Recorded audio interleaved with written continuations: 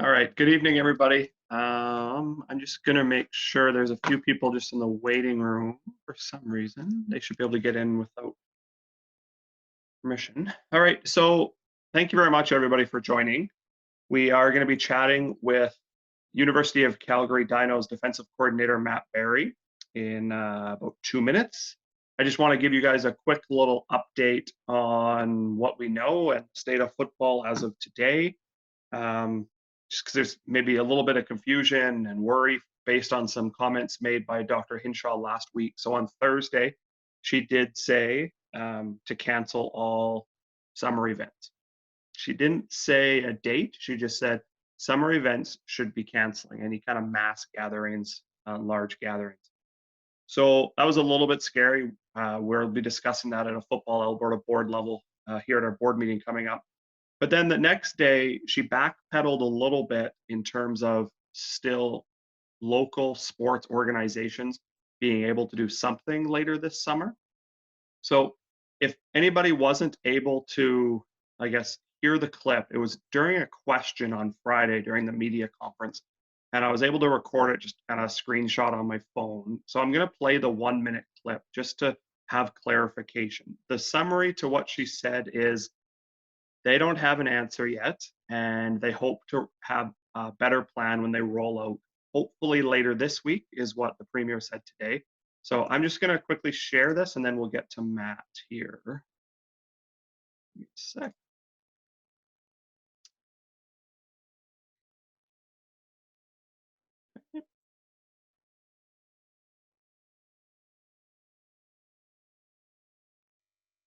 All right, did have it queued up. Oh. Hopefully everybody can hear it.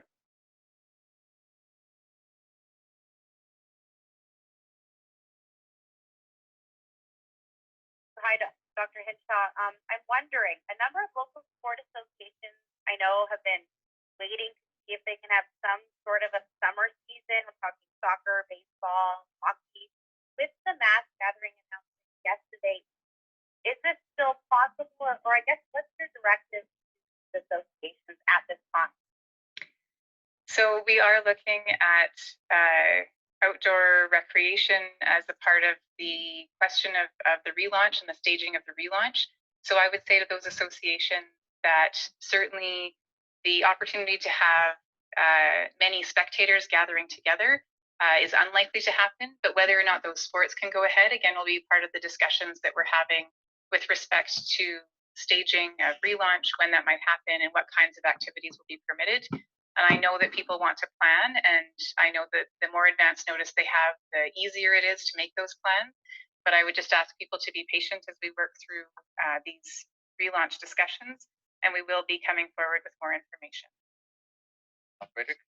So I just wanted to share that with you guys. We hope to roll out more information. Obviously, when we hear something from them, we'll be posting it on our website and any kind of social media, but I'm sure you're all following it.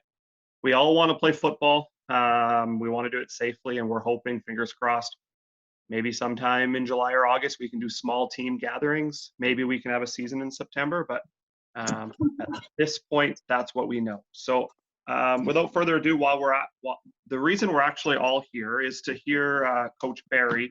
He's going to chat about the culture within the Dinos organization, 5 Vanier Cups. He's been with the Dinos for 10 years. And it's probably a good time to mention everybody to please mute your microphones. We are not interested in hearing the background and what's going on in your house, so please mute your microphones. If not, I have the capability just to mute everybody. Mute all. There we go. Thank you very much. So Coach Barry, if you could join us, please. They had an interesting season this year. They finished first place in the Canada West regular season with a 6-2 record. Had an interesting game against Manitoba in the semifinals, which I'm sure he'll talk about. And then a couple games later, were able to win their 5th Vanier Cup for the Dinos. So once again, most of you have joined us, but if you have any questions, you can write it in the chat. I can interrupt Coach Barry throughout if you have any questions. If you want to send me a direct text message, you can do that as well. But yeah, enjoy. We'll take questions at the end, and I'm sure Coach will hang out at the end if anybody has any questions. We can turn our cameras on. and we can chat directly with him. But all yours, sir. All right, thanks, Taylor. Welcome, everybody. Thanks for coming out to check this out. Thought this was a great idea. I saw some different groups doing this, and when Taylor reached out to me about it, we're not having a whole lot of football in our lives right now, so if the opportunity to, from the comfort of our homes, share a little knowledge and talk a little football, it's certainly not something I'm going to pass up. Taylor asked me to present on Dinos culture and our journey to the Vanier Cup this year. And so the first part of my presentation is definitely going to be based more on our culture.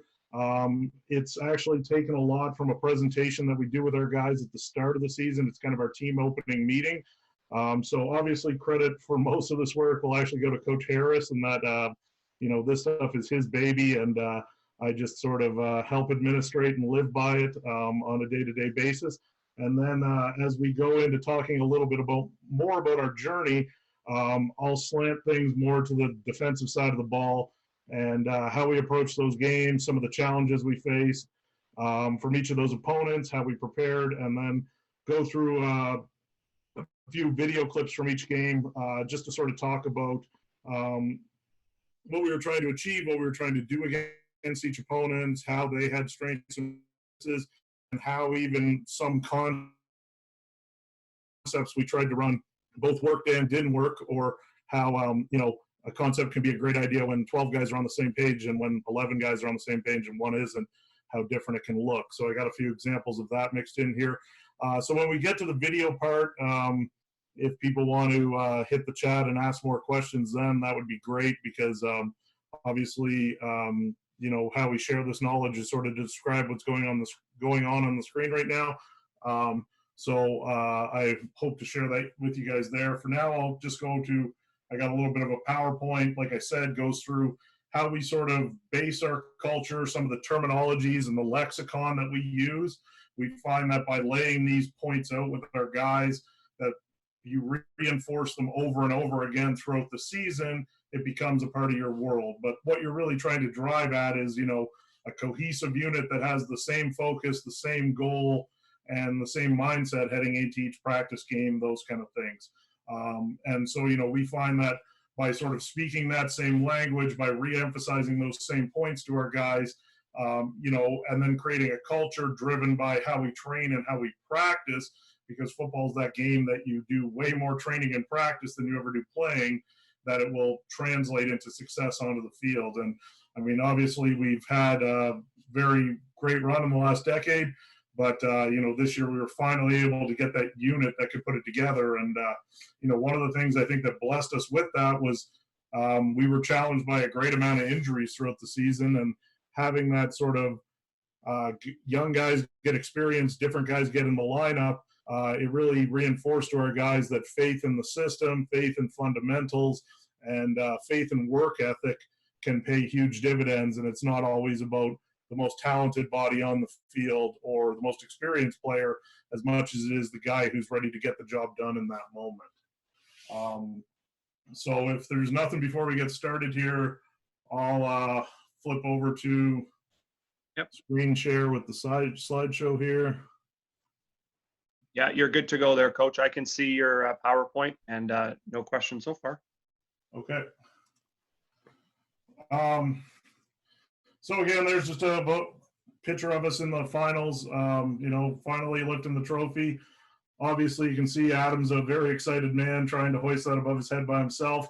But right next to him, there's a very important part of our culture is Joshua Anthony was a fifth-year running back, Calgary guy, Montreal draft pick, and he got injured during the season and wasn't able to play for a championship, but he was a part of that squad every step of the way, coaching up the guys who replaced them, encouraging them.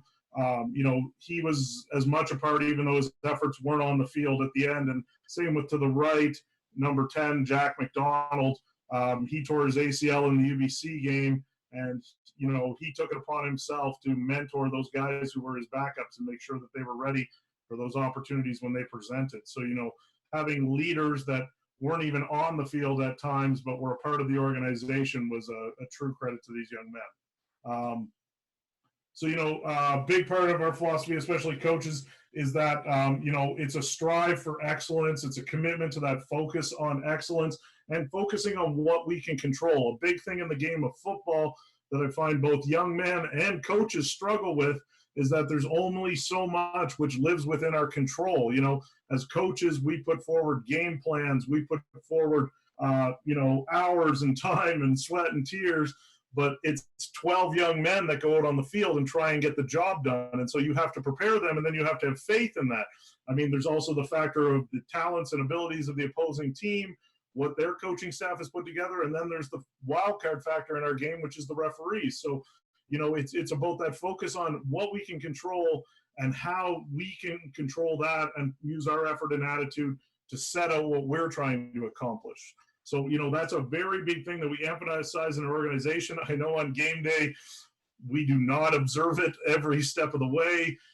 Coaches get angry at players get angry at players, make a mistake, referees make a call that people question, all those kind of things. But if you're not refocusing on that element of control and what you can do on that next snap and live in the past or let other things affect you, we find that that's extremely detrimental. So we've tried to create a culture where the view is, okay, this happened. How can we benefit from that, or how can we do it better the next time out there?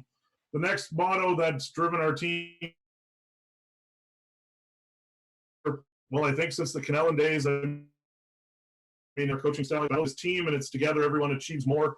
There is that focus on the collective, and that, our group is supposed to be there and supposed to be the ones that are, working together to achieve things as an organization and achieve it as a team.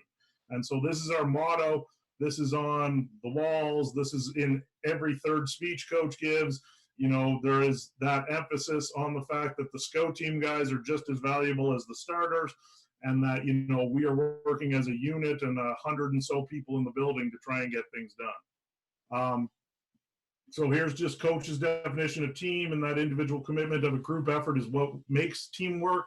So we really talk about being committed to that, being a strong member of your team, being a leader, whether or not you're a captain or you're a first year or whatever your role may be. It's about taking that on and trying to help guide the group, whether it's just being the first guy in line in a drill. Okay.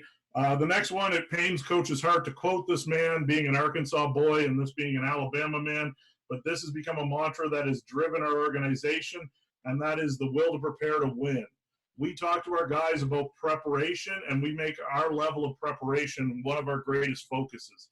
We want to make sure that we approach everything we do, and we are preparing at a rate so that we are able to execute and get the job done on game day. So like I said, football is that world where, there's so much practice compared to play. Guys have to find what the benefit of that preparation is. And so it's that the comfort level, the ease of game day at times is granted to you by what you do at practice. And so we really emphasize to our group a pride in the level of preparation they take, and taking it upon themselves to know their plays, know their handouts, know their assignments, watch film, know their opponents.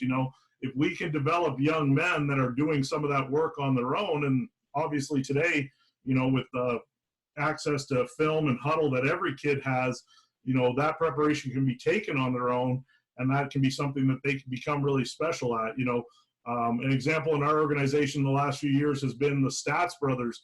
They watch as much film as any member of our coaching staff, to the point where, it's 10 or 11 p.m. and we're kicking them out because we're trying to get home at that point. And so, those were young men who took it upon themselves to know their opponent and know their performance so well, so that every time they stepped on the field, they could maximize their abilities.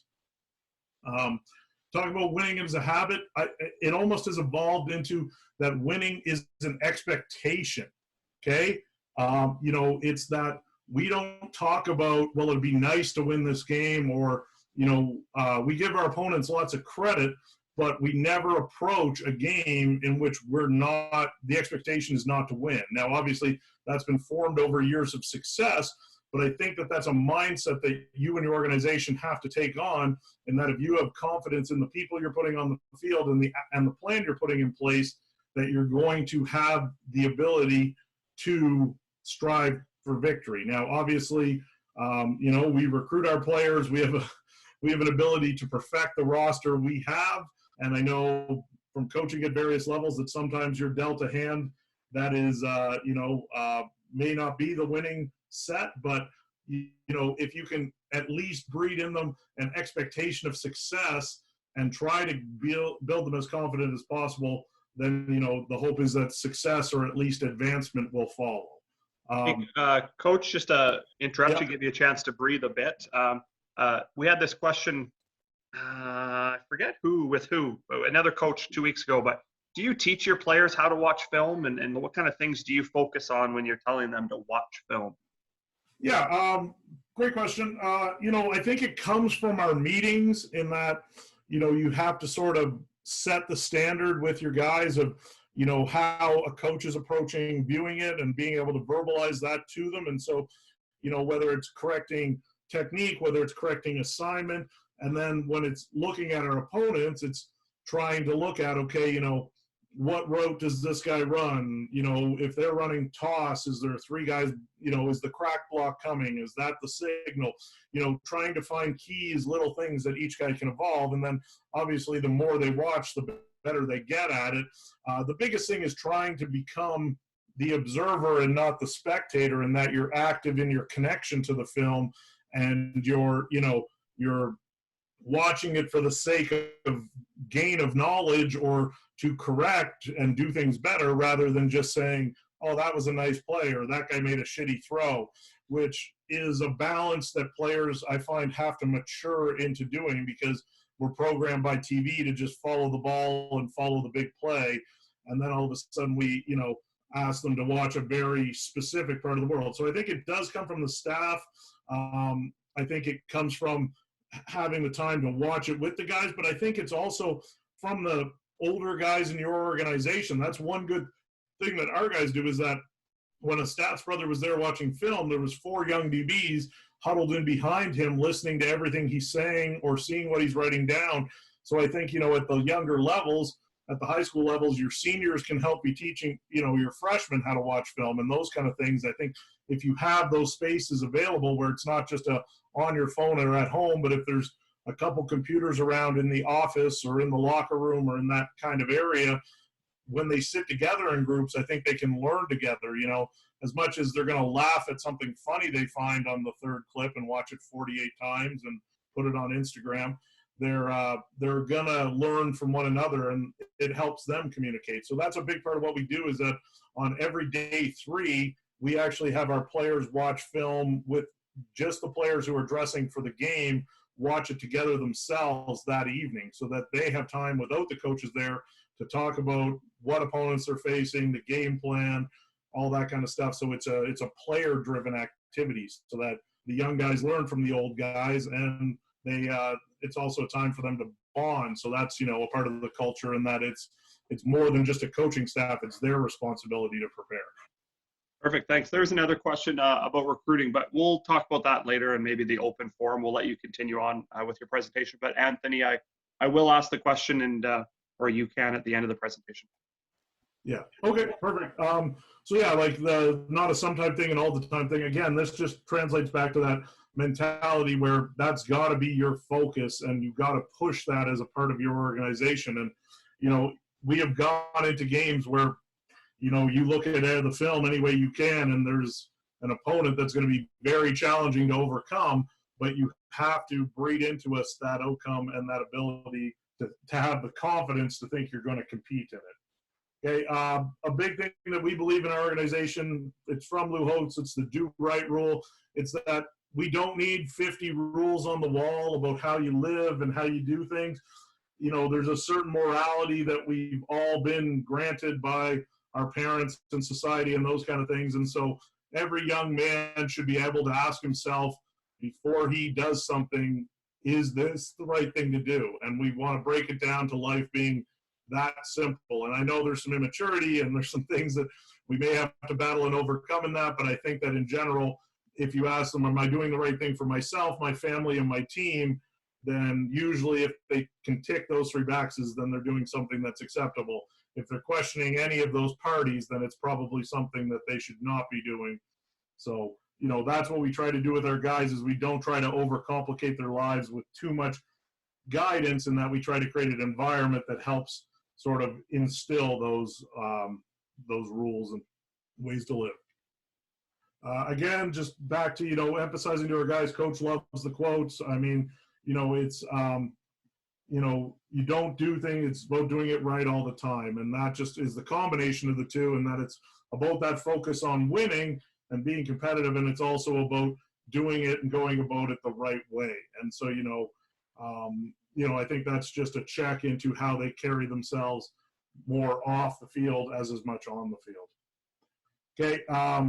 Again, mindset, another one. So this is sort of rule 2 in our universe, is the 0-100 rule, and that, you're going to accept responsibility for your actions. So anything that we do as a player, or as a person, there's a responsibility and there are no excuses. So this especially applies to when we're watching film and when we're trying to get better, is that your actions are your actions. If you make a mistake, own it and live with it, but it can be corrected. There's a certain point where there are going to be plays in a football game where it may come down to athletic ability, size, power, all those kind of things. Those are ones that don't fall into this category. It's about, did you do your assignment? Did you earn your check on that play? Far more than, are you able to do that? The are you able to do that is more the responsibility of the coaching staff to put you into a position to be successful and a winner. Okay, just obviously using our team colors, red and black. It's the continuum of excuses and responsibilities. And so, it's just talking about where you want to live or where you want to be as a young man. And so, these are just setting the foundations. And these are the way that if, a scout called us, these are the terms, how is the coach going to talk about you? Or if a company came to us for a reference for a job down the road, this is where we make this reality to our guys. It would be the same for a high school coach, in that if I, as a university coach, contacted them, how are they describing this young man? Same with a community coach. If you have to give this person reference, which category are you falling into, and how does this apply to you?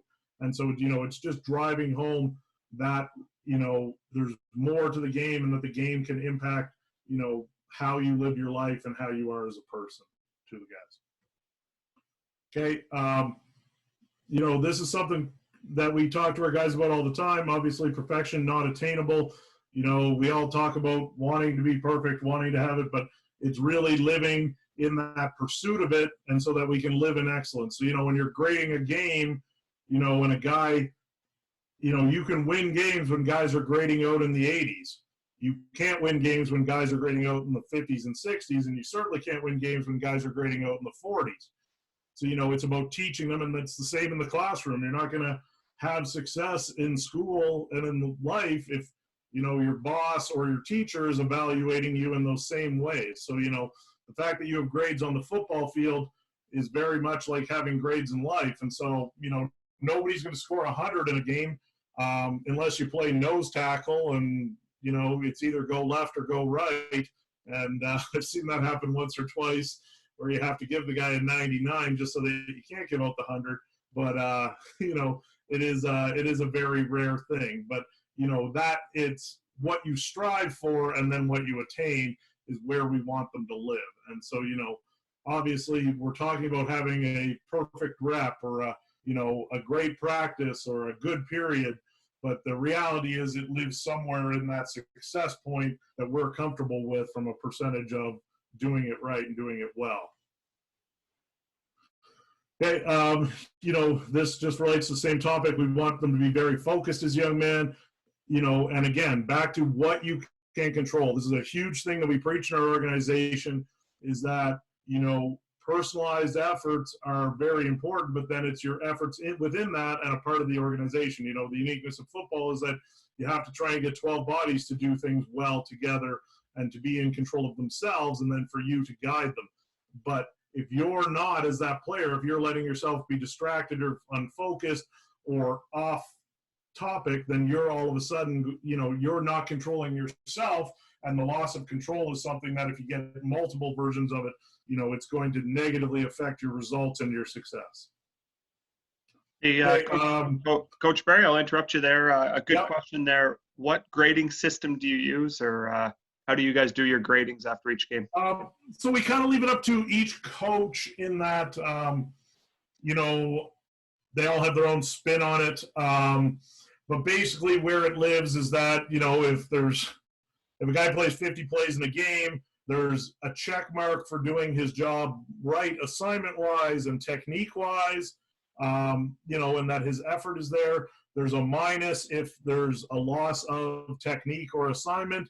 And then the plus lives in, the area where, the player is able to go above and beyond or make some sort of special play. So, in a 50-play game, if a player has 40 checks and 3 pluses and 6 minuses, well, that's a high 70s grade. That's not too bad. You want an all-Canadian type player to be somewhere up near the 90s. Like I said, when you play nose tackle and you can go left, right, or into the guy, I mean, unless you're getting your ass kicked or you don't know left and right, it's not that hard to. But, at some positions in terms of, receiver and defensive back or quarterback, the evaluation becomes a whole lot more in depth in that, you got to have alignment, you got to have the check, you got to have the technique, and then you got to be able to execute against one hell of an athlete. So, there's a lot of factors at bay there. So,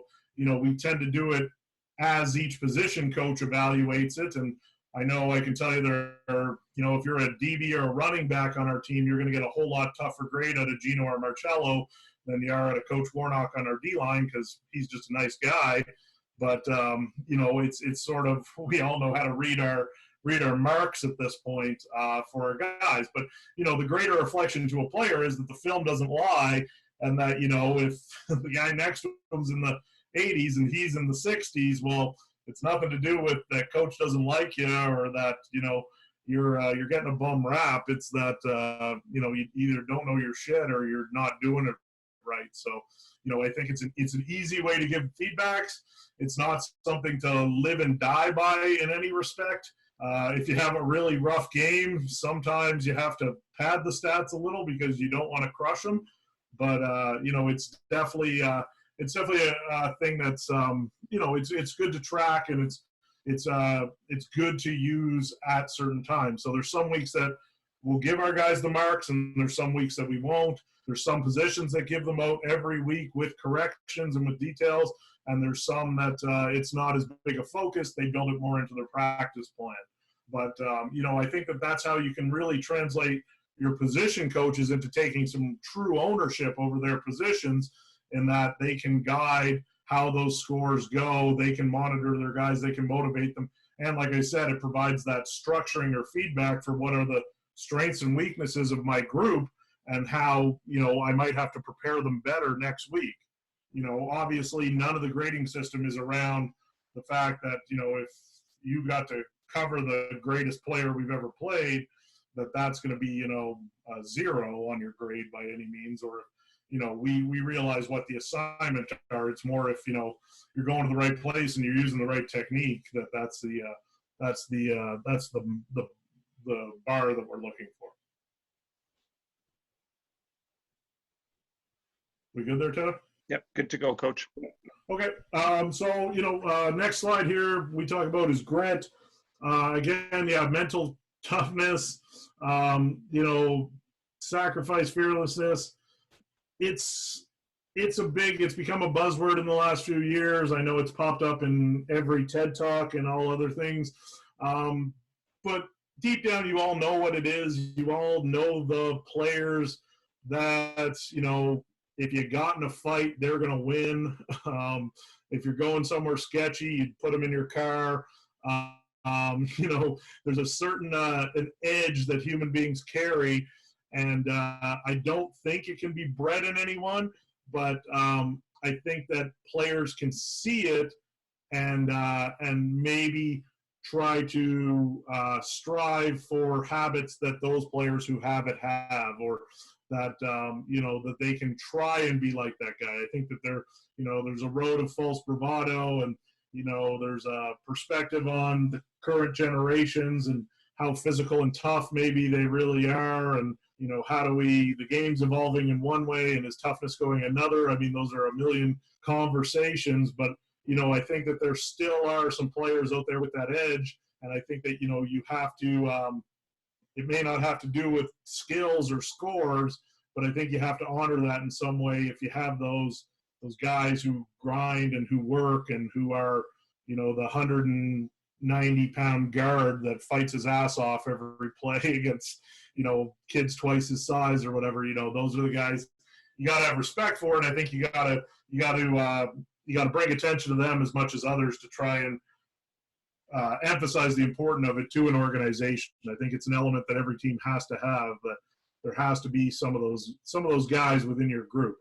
And I think it can be in many ways. I think our kicker has grit because the kid's not afraid to try any kick possible. So, he may not be the toughest kid. I've seen him make some very terrible tackles in his career. But in terms of his doing his job, there's nothing he's afraid of. So I think that there's an element there. Commitment, we talk about that, commitment to the organization, commitment to yourself.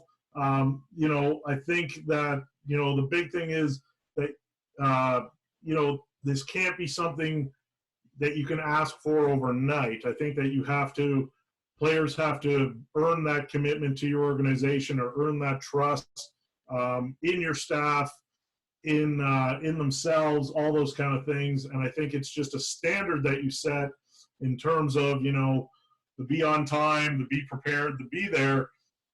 And then it's just a matter of, letting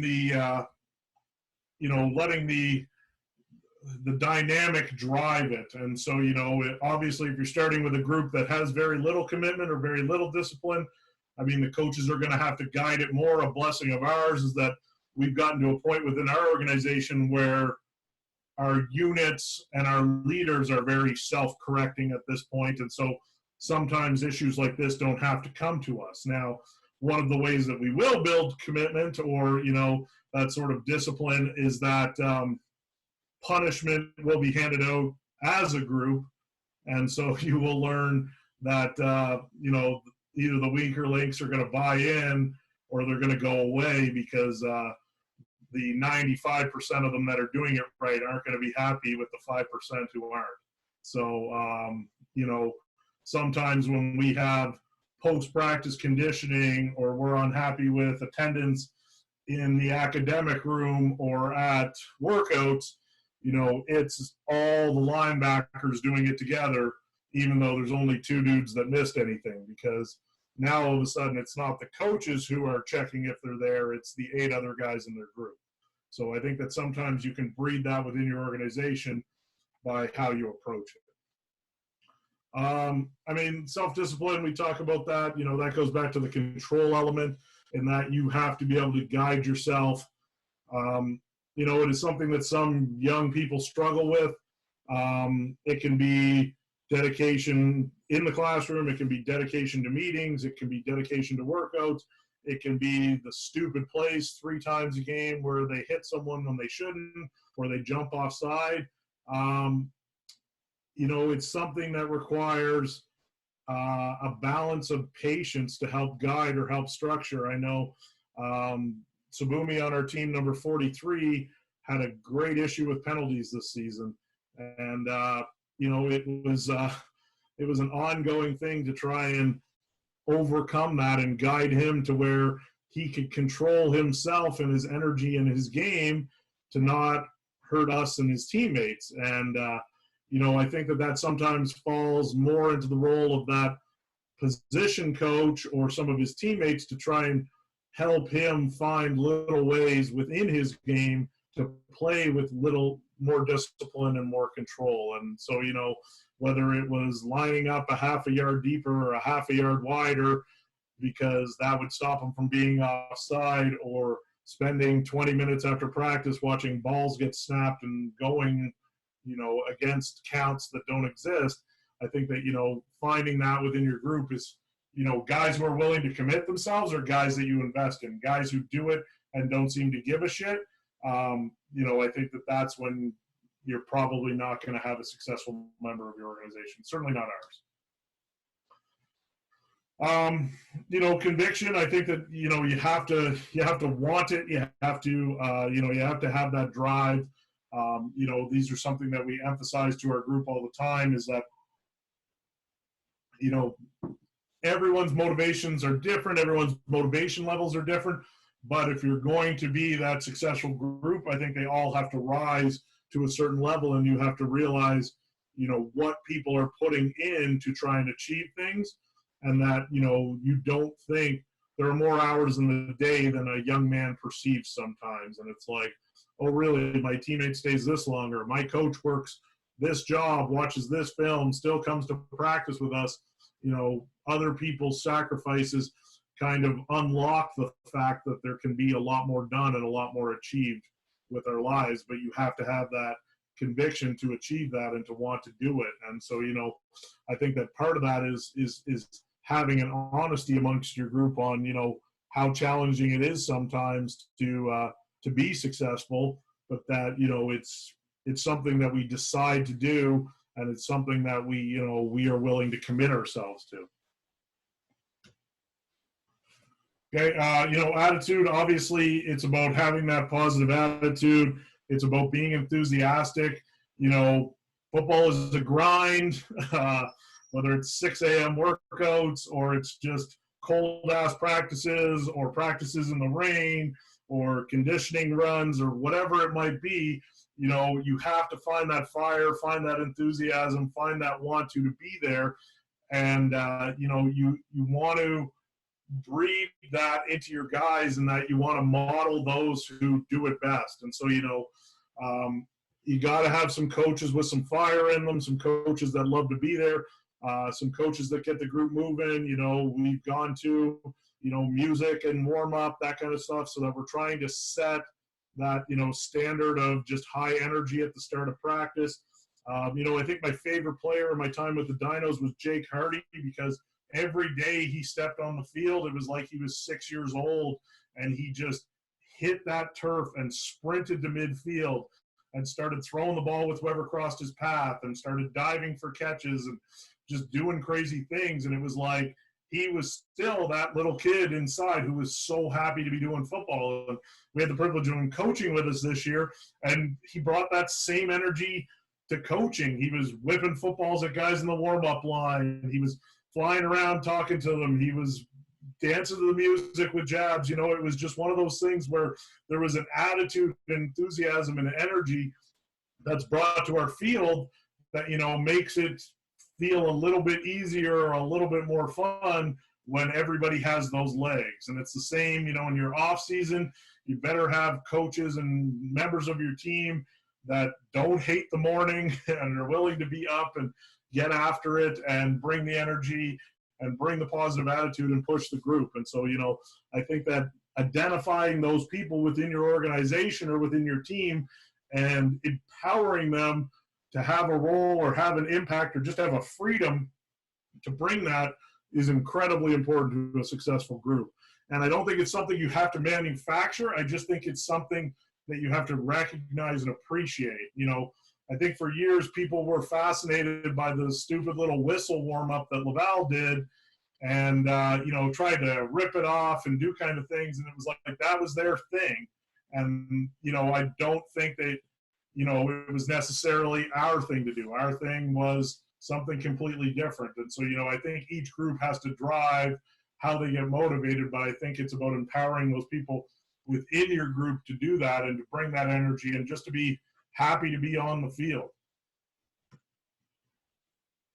Okay, obviously hard work, you got to emphasize to your guys, it's about outworking your opponent. Football is a talented game, but there is an element that goes back to that grit, that goes back to that conviction, that goes back to the roots of it being, 12 angry men and a pile of mud and a piece of leather, and it wasn't a pretty thing. It was a lot of bodies bashing around and getting across a line.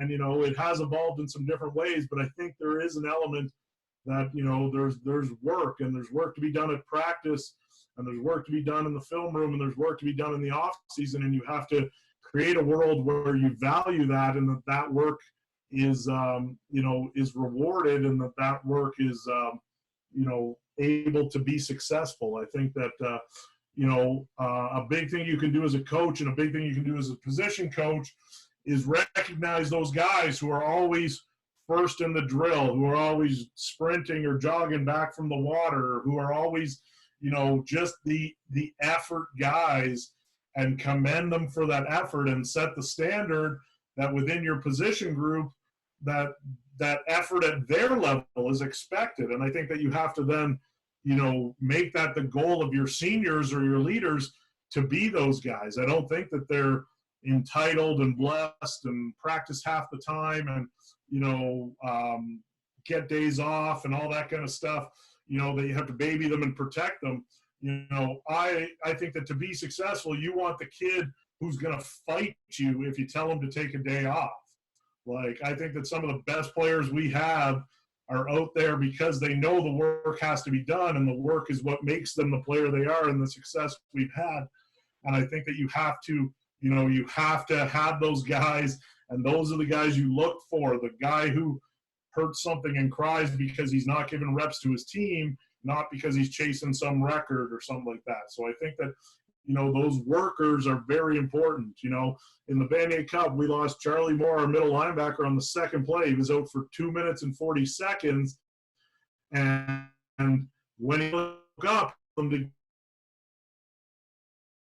give his helmet back because he had a championship. Charlie didn't really know much else in the world other than that, so obviously we had to move on to his backup. But the fact that the kid has that attitude inside him, and he still wore his helmet with no face mask for the rest of the game on the sideline because he wanted to feel like he was a part of the crew, you know, that's the kind of guys that are going to help you win games, because they're gonna go to the wall for your organization. Character, the price of success is hard work, dedication to the job at hand. You know, get knocked down, get back up. You know, I think that that's very important. You know, like Taylor said in the introduction, we were 6-2 this year. We lost a close game to Saskatchewan, and we got blown out by Manitoba. It was not our prettiest season ever, but every single Dinos national championship team has had a regular season loss. The teams that we've been perfect during the regular season, you don't get tested as much, and when shit hits the fan and life gets rough in a playoff game, sometimes guys don't rally or guys don't come back. And so, you know, I know we strive for perfection, but luckily our world is a playoff system where a loss or two isn't the end of it. And, you know, I think it's something that really helps build your character, because you can have an honest assessment. You can take a look at yourselves and say, okay, what are we not doing well? What can we control to make ourselves better? What can we work harder at? You know, you do that reevaluation. When you're doing really well, you start coasting. And so I think that, you know, there is a character building factor to, you know, to a loss. I think that that's something that has actually helped us this season and in the past couple when we've been very successful, is that, you know, the invincible machine that's record breaking is not always the team that's going to get it done when it really counts. And so, you know, I think the fact that we struggled in games and we played a lot of kids helped us down the road, because if a guy went in, everybody was confident in his ability to play football. So T2, trust in team, like that comes back to our mantra, together everyone achieves more. You know, we want to create that where you have to trust in the team to get the job done, and you have to make it a focus that you're a member of that team and that organization. Okay, next one's a big one that everyone talks about. It's family. You know, we talk about welcome to the family. You're a part of the family. You know, it's become a part of the lingo of the game, but I think it's something that you have to take upon yourself to build, and it's a trust factor that will enable your team to be successful if they feel bonded and if they feel respected. And I think that comes from the bottom to the top of your organization, and that, you know, we're blessed to have many assistant coaches, managers, trainers people who are involved in our organization. And I think that, you know, every bit of this, you have to respect them, you have to support them, you have to encourage them, you have to challenge them.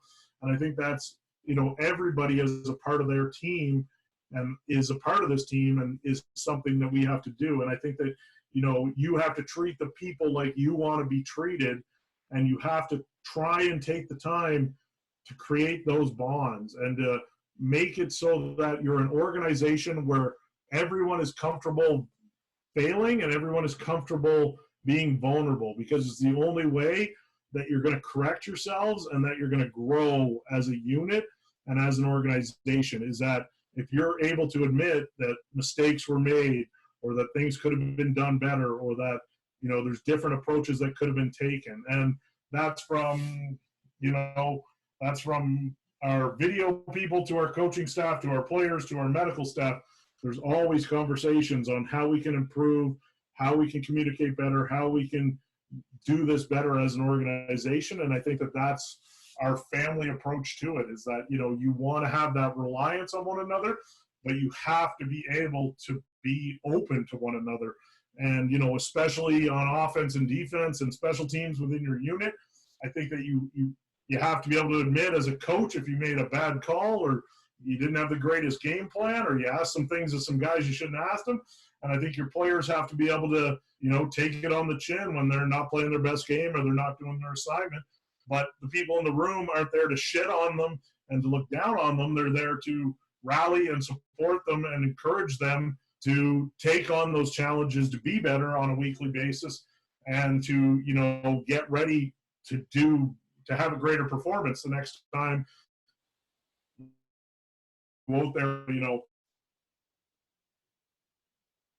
that is something organization and within our unit groups. Like, I think we really want to push our unit groups so that they are able to, you know, be a place where guys are supported and guys are driven, you know, on the team. And I think that that's something that, you know, guys should take pride in being an O-lineman. Those guys eat every meal together. They travel together. You know, they're always together. And it's the same with our DBs or our receivers or our running backs or our linebackers. You know, they need to own their world together. And I think that they need to build those bonds. And sometimes it takes more and less time with guys, but I think it's that you have to open yourselves up. And doing team activities can help do this. You know, I know within certain position groups, we do karaoke challenges, we do trivia contests, we do charades, we do all kinds of hilarious things where you just have to tell a story of something stupid that happened to you that week. But it just opens yourself up to each other and to the other members of your organization. And coaches get involved in it too. I mean, we have to keep a level of distance and respect to our players, but I mean, you know, watching a coach try and, you know, serenade the group to some song that no one's ever heard of in the room is always something that tears down the barriers just a little bit. Or, you know, if you can have a good laugh with the group, it definitely helps things as an organization. You know, these are sort of the values that drive and go back to all the points we talk about: self-discipline, accountability, honesty, commitment, strong work ethic. I mean, these are great no matter if you're a football team or you're just trying to be a good human being. But we just want to emphasize these points to our guys because, again, they go back to that where we're talking about if we're describing you as a member of our organization, these are things that we want you to be focused upon. Okay, we talk about effort. It's a cycle, okay? Effort is a cycle. It's that it feeds off itself. So it's that hardworking player. It's that first guy in the drill. It's that senior setting the standard. That same stuff is built in here. So, you know, it's play smart, play fast, play tough, high energy, be in great condition. Well, you can't play fast if you're not in great condition. You don't have high energy, you don't get conditioned. If you don't play tough, do you have good energy? If you don't play smart, can you play tough? You know, so it's just all cyclical in that, you know, it's how you approach the game and how you approach your training is going to impact each parts of these, and you can't have one without the other. And so it's making the guys realize that that world of me as a player is something that is a result of my actions, my control, and my commitment to this team, its beliefs, and this organization. Okay, living above the line, again, this goes back to kind of that red and black continuum. You know, it's when you're making the right choice or the wrong choice, You know, it's pretty simple. It's ownership, accountability, responsibility. Those are things that are positive. Blame, excuses, denial, those are things that are negative. So when they're in our meetings and we're addressing players and we're talking about stuff, okay, you know, you can't blame the dude next to you. You can't blame the call. You can't give an excuse of, oh, the sun hit my eye or that guy's an all-star. Okay, you have to, you know, you have to own that you made a mistake. You have to be accountable to what your assignment was. You have to be responsible to your teammates or to the team in trying to perform that action. So all of this relates within our world. And, you know, there are times where you're going to get these, you know, guys are going to make an excuse. Guys are going to deny that that was their play or their opportunity. But, you know, you got to build an environment where they're not trying to do that. They're seeing that even the best player on the field gets corrected and gets driven to be better at all times. Okay, let's talk a little bit about practice, because I think in your culture, like I said, you practice more than you play. Okay, you must practice to play. This is a message just to our players. You know, it's that you can't miss practice and play the game, because like we talked about, that's the building blocks of all of it within our organization. So we talk about practice habits, okay? So this is paramount. This is in our offensive playbook, our defensive playbook. Okay, these are the practice habits we want. We want our guys to finish each rep. So whistle to whistle or snap to whistle every time. We want to practice at game speed. We want to fly around out there. Okay, we want to have toughness in terms of mental and physical.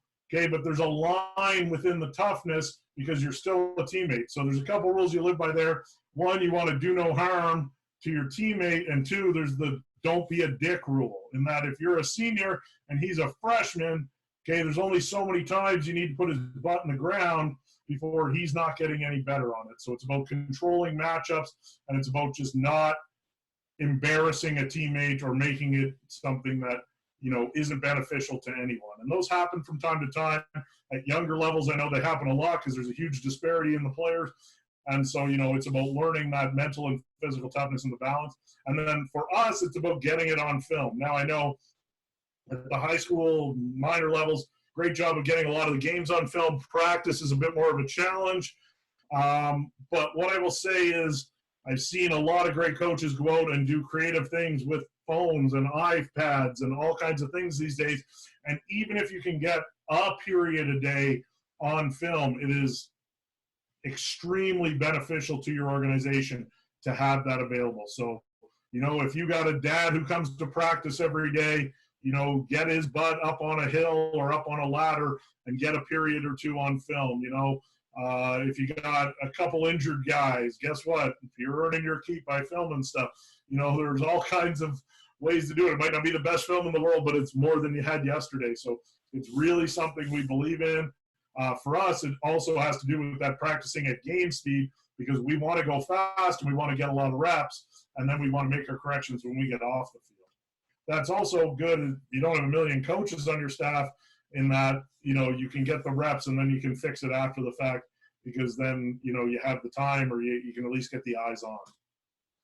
Okay, accountability within our practice thing, effort, enthusiasm, energy, and the final one is know your assignment, okay? Don't waste reps. A big thing to hammer home to players is that not knowing your assignment on a play, it's better to ask in the huddle or ask the guy next to you or ask a coach who's around than just completely waste a play at times. Okay, it might slow you down a little bit, but it's better. And so, you know, if you have to start out and you have to have a binder of 12 plays and you flip through them and they're seeing the card every time, just like how we treat our scout teams, you know what? If that makes your practice more efficient and kids are understanding who to block and where to go or what route to run, it's really worth it, because as much as we want our guys to learn it and know it, you know, there's so many different learners within our organization. Some learn by doing, some learn by seeing, some learn by, you know, talking about it, drawing it, whatever the case may be. You know, I think that you have to make sure that there's that emphasis on knowing your assignment, because if not, you're just wasting time within the practice. So our practice code of ethics, okay, practice with respect of each other and keep in mind player safety. So that's going back to that toughness, but there's a line. Stay the hell away from the QB. All right, You know, we're blessed to have a couple of them, but most teams in this world have one. So you definitely don't want that guy getting hurt. Stay off the ground, okay? We say stay off the ground because, one, it limits the level of contact, but two, when bodies are on the ground, other bodies trip over them, fall, make piles. Bad things happen when bodies end up on the ground. And that's why the next point is keep your feet moving. As a football player, if your feet are moving, you will not hit the ground in many cases. The minute you stop or stop your feet, that is when you become something that's a whole lot easier to knock over, and that's when you hit the ground. So keeping your feet is very important. And then transition, run from drill to drill, okay? When we're moving, we're not wasting time trying to figure out. There should be a pattern to practice. There should be a practice plan. There should be a schedule we follow so that whether it's moving from a period to water to the next period, or whether it's moving from drill to drill because the water's spread out around the field, you should be able to transition at a pace. This should be directed by your coaches at first and then taken over by your players. One of our former players, Joel Van Pelt, was the best because he just screamed transition like an angry Viking for 5 years. And so other people were both amused by it, but also mimicked it. And so it just got bodies moving at all times.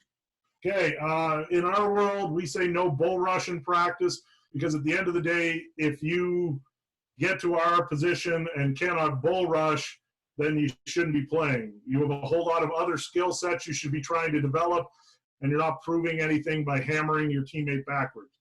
Now, it's not to say you can't hit the sled with power, all those kind of things. You may have to adapt that rule for your level, but for us, it's about player safety, and it's about not causing stupid injuries or not having any concussions in practice. The flip side of that coin is no pull-down blocks by the O-lineman, so don't snatch them. We lost one of our best players to a hyperextended elbow off a one-on-one drill a couple years back because he got snatched by his roommate. So, you know, it's just one of those stupid things.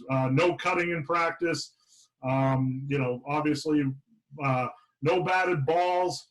There will be the odd period where we will green light a bad ball, but the thing is, we want the ball out there because the DB and receiver are not getting better if the ball's on the ground. So there will be times when we make that a focus, but it will be green lit. So live by the no batted balls.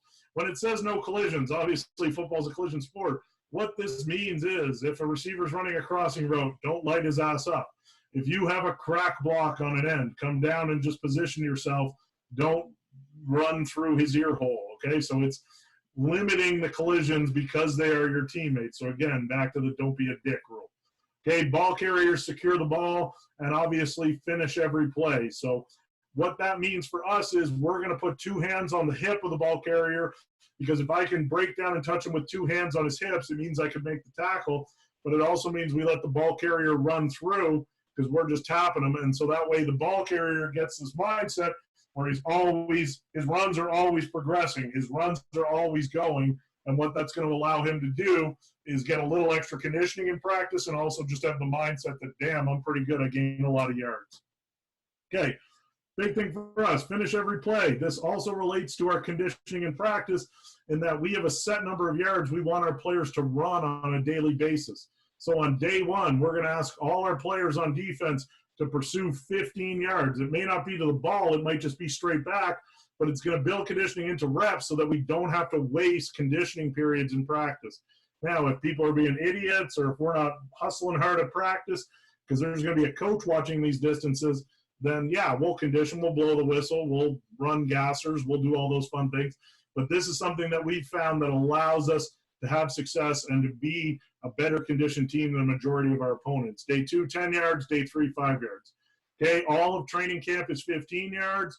The playoffs is do what you must to win. If you don't know yourself by then, I can't help you. So in the playoffs, you should know how hard you have to run and how far you have to run. All right, meetings. In our organization, be on time. Leave your phones in your locker. Bring your playbook and bring a pen and pencil. All right, bring your playbook, bring a pen and pencil. These are a huge commitment issue for some young guys, okay? They will bring a pen, but they will not bring a playbook. They will bring a playbook, but they will not bring a pencil. So, like I said, this is where you make them accountable as a group. And so if someone from a position group forgets one of these things, the entire position group does conditioning in our world at the next practice. Okay, so it's just one of those ways so that we make sure that our guys are showing up to the meetings the way we want. Okay, when we say be on time, we're saying be there before the meeting starts, not after. That's another way that you can earn some extra running for your group as well. Okay, social media. We talk to this about our guys all the time within our culture. Beware. It follows you everywhere and it never goes away. Okay, so just always have this conversation with your young people, especially as they're moving up in the game, because there are people looking at it, and it's easy to cross a guy off your list if, you know, he has some of the most inappropriate social media that you'll ever see. Okay, we have a few members that we still struggle with that with. And then the other flip side of that coin is do not give your opponents any ammunition. I remember about 7 years ago, we were playing UBC in the playoffs, and one of their players gave one of the worst interviews I've ever seen because he called out individual players on our team and their abilities, and needless to say, they did not win that playoff game against us because our guys were very motivated when I posted every single quote of his all over our locker room. So it is something that you should be aware of. Okay, when you talk to the press, it's the exact same thing. Beware, be positive, be respectful. In our case, TV's on the sidelines, so watch what you say, and the same in interviews. Be positive, be respectful, don't say a whole lot. Okay, the 5-second delay on Canada West TV was invented by a dino, so make sure you check what you say because we want to leave that in the past. All right, now shifting a little to, yep. Matt, just a question. It's going to vary because we're talking to a minor and high school coaches, but do you find that no batted balls in practice, the rule that you guys have, does it carry over the bad habits to the game at all? No, because within our D-line's indie period, they bat it. I mean, it happens in practice because they have those instincts.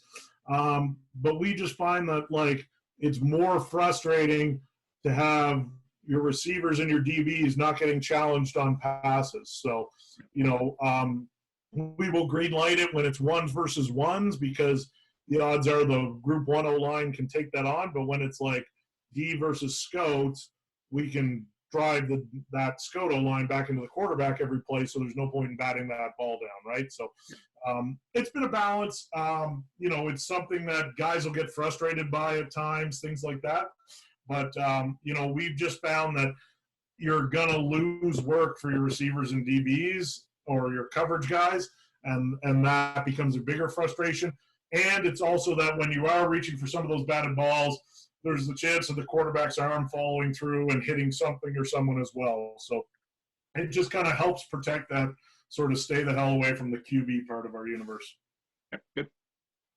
Okay, so now I'll transition a little bit to our philosophies on defense. Specifically, that was more the general overview of the team and how we approach it.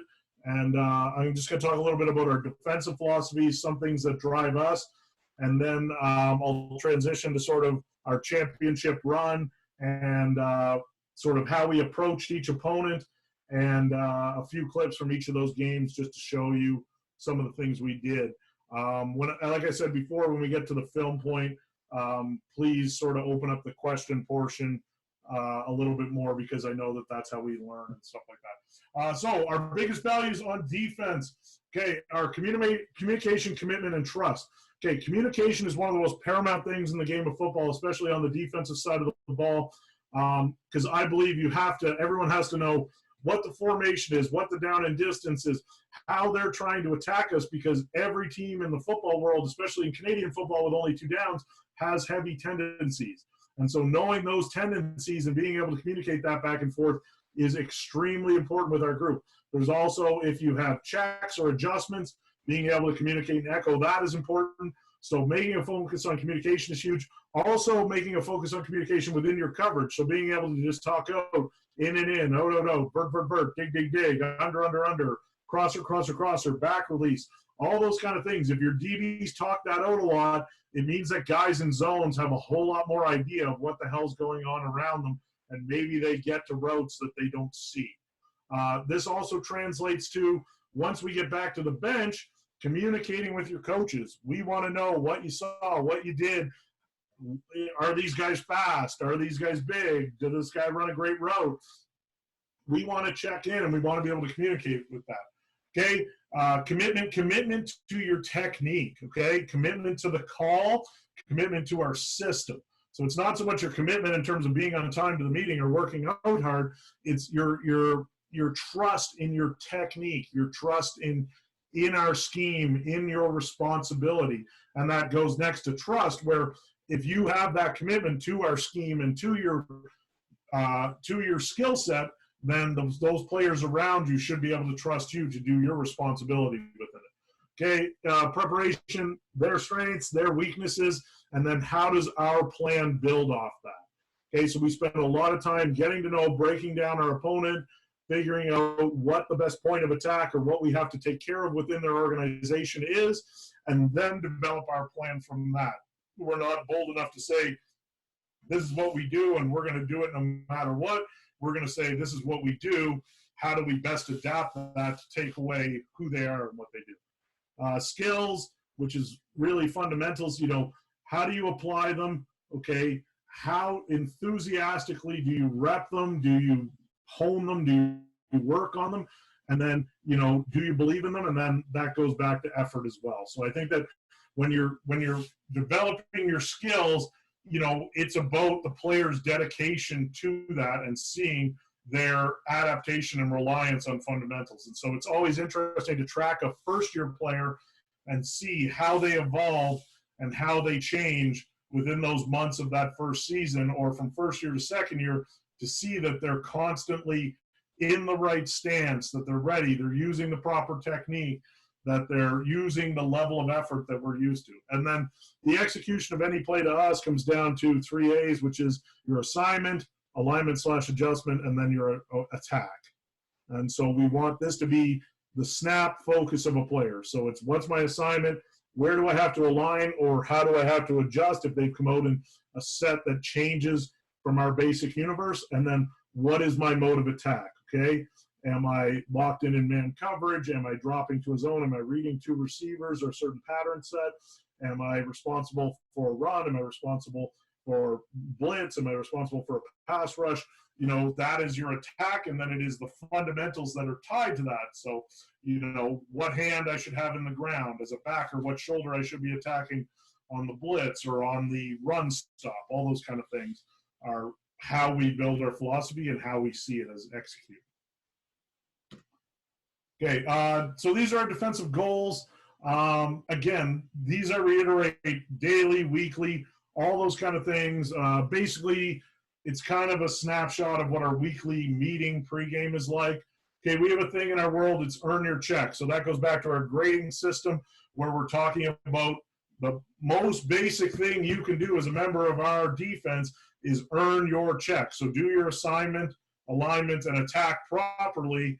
And if we have 12 guys doing that, we should be headed in the right direction.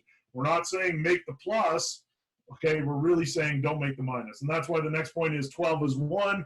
You need to each do your job for us to succeed. So you've got to realize that you play a role within the system, and your role or your task might be X on this given play, and you have to do that to ensure that others will make. Okay, going back to communicate on the field and on the bench. Okay, communicate. Okay, reload. Okay, like I said, you have to live in the moment. Football, if you dwell on the past, things fall apart, things go negative, never a good thing. Okay, big plays happen, we'll fix it. Okay, that's the attitude we have to have, is that teams are going to score. They have great athletes. They've recruited other talented players. They have good systems. We just make mistakes as human beings. Okay, so what we can do is we're going to get back to the bench and we're going to fix it. Now, on the previous years, we'd hit the whiteboard. This year, we were lucky enough to have sideline replay, so we hit the iPad and fixed it on there. If you guys can get that at your level, it is one of the greatest things that has ever been invented. It's not really fair anymore. Play with passion and effort. So we just, again, reiterate, know why you're playing the game, have that energy, have that effort, okay? Control what, I said your can because I like to typo from time to time, but that's control what you can and ignore what you cannot, okay? So control your rep, the defense, knowing the call, giving effort, being out there on kickoff team and running through someone.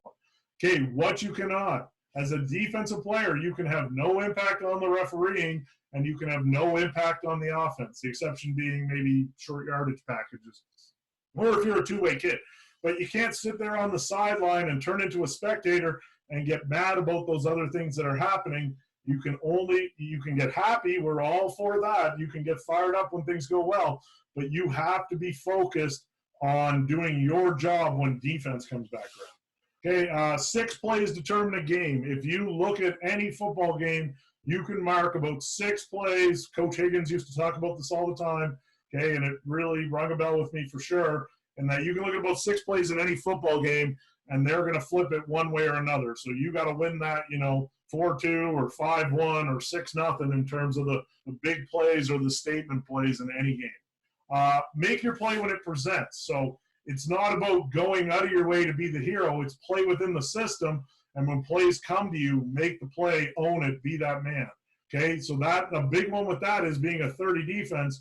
Our D linemen eat shit a lot of the time because they're taking double teams, they're run stuff, and they're doing all kinds of stuff.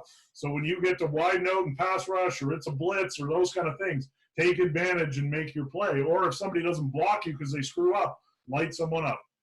Play with pride. We always talk about you're playing for your family, you're playing for your teammates, you're playing for the school. It's sort of the name on the back, the name on the front, and the boys in the room. You got to always reiterate that with them because you are representing something, and you're representing something greater than yourself. So, there are all those who have come before you, all those that make your organization happen that you have to honor with your performance. Okay, we talk about a full 60 minutes. That certainly got tested to the max this season. We'll go through that game against Manitoba here in a minute. We literally took 60 minutes and then one more play. So, but that is something that we reiterate, and we always talk about trade this 60 for the next 60. So if you put a great performance out there in this 60, the football gods will grant you that next 60. That's more of a playoff mindset than a regular season, but it's really just about that you're controlling this effort, and that by doing well today, you will grant yourself that. Now, that may also relate on an individual basis to putting your best performance out there to make sure you're a starter next week, because in some positions on our team, it's very competitive. Okay, now, so if I transition to our journey to the championship, we'll look at Manitoba, Saskatchewan, McMaster, Montreal. So we'll look a little bit at the playoff run here. I just have a few notes on each team, and then I have about 8 or 10 clips on each, but we'll probably fly through some because I see we're already at an hour now. Okay, so the next one, Manitoba, first step. Okay, just our synopsis on defense of what this team is all about. Great QB, Des is a good one. He's, one of the best we battle. They were a confident bunch. They killed us the last game we played them. Very talented skill players. They have dudes who can run. Momentum fuels their game. They're one of those organizations where when good plays happen, they're like, if this was Madden, their player ratings go off the charts. Like they do the old NBA law or NBA jam on fire kind of thing. Okay, their line is big, but they're maulers, not dancers. And like I said, reload because they will make some big plays. So I'm just going to switch over to our video now. So is it good there, Tom? You're good there, Coach. Okay, perfect. All right, so I'll just make these big. Okay. So, like I said, in this game, good QB, momentum, they'll make big plays, and they have an O-line that are maulers, not dancers. They're big people. Like that O-line across the board is in the, the 330s kind of thing. So they're big human beings for sure. One of the things, if you know Manitoba, their offense has been very similar for probably the last 20 years. They run a system, they run it well, they know it well, they execute it.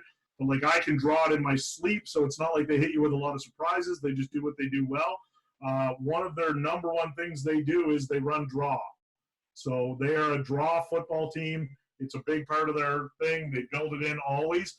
We were a bad defense against draw this year. So it was definitely – did I just switch again? Sorry. We were a bad defense against draw this year, so it became a focus point for us down the stretch. And so this is an example of where they try to run draw on us, and you can see Grant, our linebacker, makes a really good play on the draw, and we get rallied to it. So if you see it from this end, you'll see that our two inside linebackers, Charlie and Grant, are really focused in on not taking hard drops, but reading the backfield first. And the minute they get that aggression out of the guards, they're going to come up and attack. So that was something that was a big point of emphasis for us in this football game, was making sure that we took that on in a very aggressive manner. Okay, this next play here.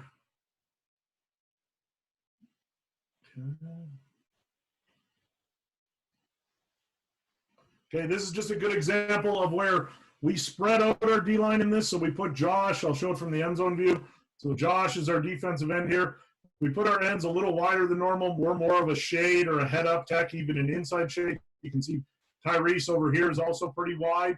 Okay, why? Because like I said, these guys are maulers, not dancers. So I wanted to get these big humans moving in space because they don't block as well in space. And as you can see, Josh is able to strike the inside shoulder turn and make a tackle for a loss on an inside run play because we were able to spread out and make their O-line move a little bit more than they wanted to. So that was just one of our tactics for this game going in.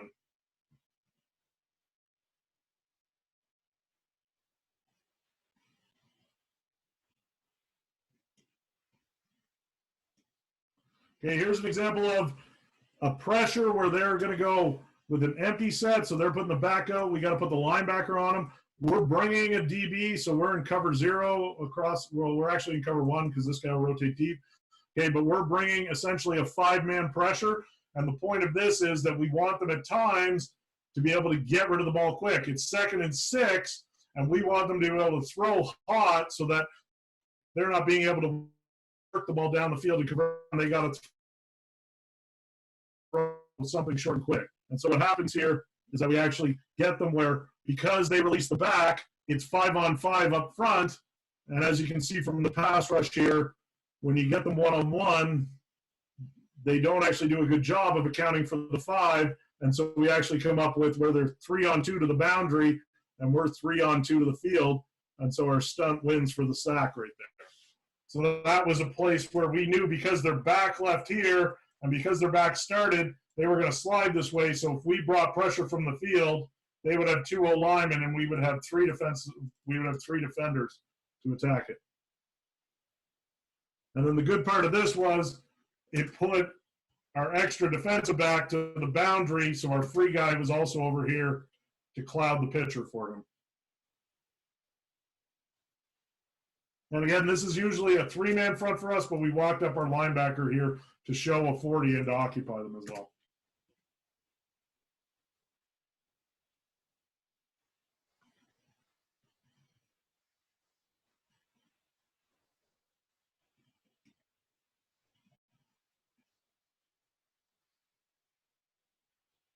Okay, so here's an example of where we have again a 5-man pressure. The guard gets completely lost, and so we're able to get pressure into the backfield. The quarterback's throwing without his feet set, and so it gives our defensive back time to break on this short road and break the ball up. So if you see it from this end, you're able to see that we run a little cross game here in the backfield. So the one backer has the back, the other guy has the cue. And I mean, there should be a wild holding penalty here on 43, but either way, the point of this is that if you can get the guy throwing in that kind of motion, it's going to limit his accuracy, allow us to attack the football.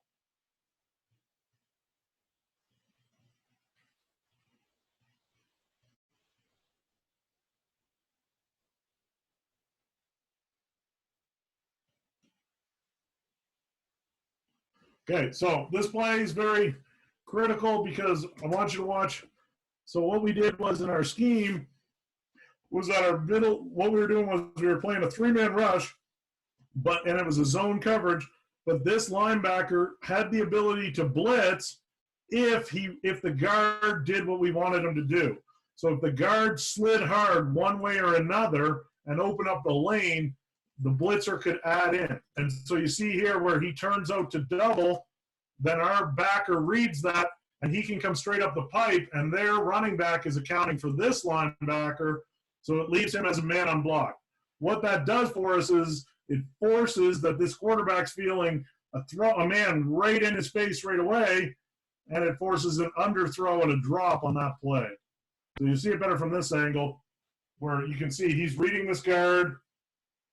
The minute the guard steps out, he can add in right there, and it hurried the throw. So it was something where I put the responsibility on one of our players. Everyone else had their zone responsibilities, but it could create an extra rusher for us if he had the opening for that scenario.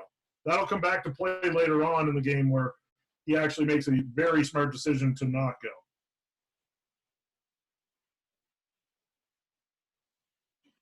Oop, I think we missed a play.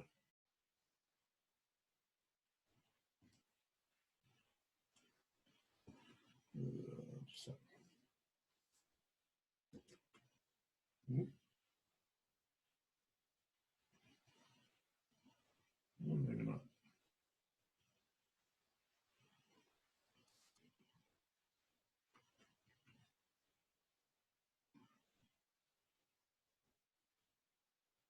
Yeah, okay, so the last play should have been that they connected on the same pattern where they ran dig and post over top, and they hit it for a huge completion because the defensive back had his eyes in the backfield, and we lost contain. What happened here was on the very next series, we lose contain again, but the defensive back does a much better job in his coverage in that he's just running with the hip, and he's able to cover the route. Whereas before, this was like a 60-yard play. So it was just showing how we talked about reloading and how the play before Nick was trying to undercut it and make the play. This time he ran over the top on the hip and perfectly defended the deep ball. So sorry that clip wasn't there, but it was just to show how we were able to sort of evolve as the play went on.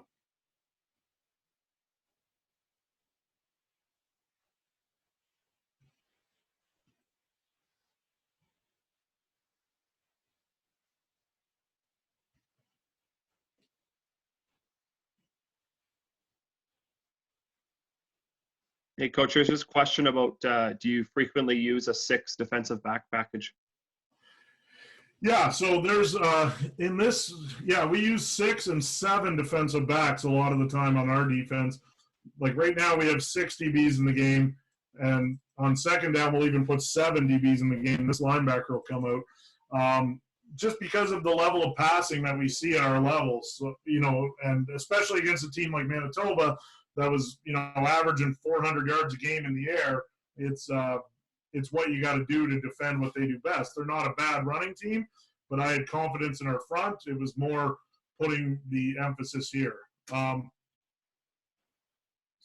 in this one, what I really wanted to show was just how we would approach the 41 set, and that we would bring the halfback to the backside hash, but he's hard reading number 4, and then we're able to leave defenders underneath to the field because we knew that it was likely their routes were going vertical there. And then that leaves us in a position where we have 4 guys to cover one under route. This guy can either help here or here right now, and this is their furthest, most challenging throw. And so out of a 3-man rush, we were able to generate a sack. And so, it just shows where sometimes if you do a good job in your base coverages, you don't have to do a whole lot up front. And then credit to Josh, from a D-line perspective, he does a great job of coming off. There's the bull rush that we talked about not doing in practice. But in game day, he's certainly able to get that guy back on the rails and then escape and make the play.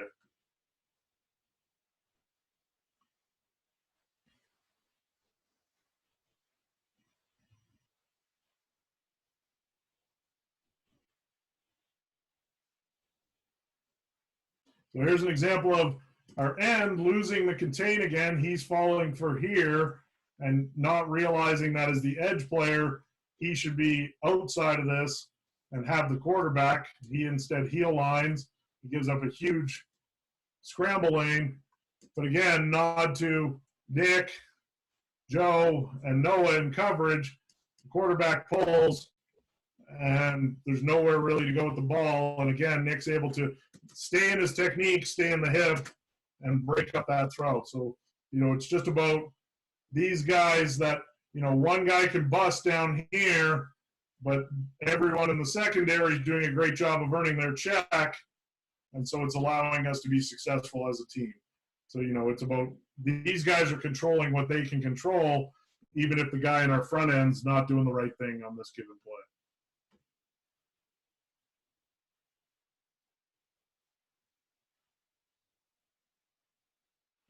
All right, so this is with a minute left. Okay, we have a player come in. This is a guy who doesn't play a whole lot for us. We run a coverage where we're going to jam who we think is their best guy, redirect it. So we get two players over top of them. They make the throw, and he bobbles it, and Patrick picks it off. And we basically, at this point, think with 50 seconds left, we have the game won. Well, fast forward to 6 seconds left in the game, and here they are throwing up their Hail Mary. So for coaches out there that want to work on their Hail Mary, these guys do an incredible job of using this four-man cluster to success.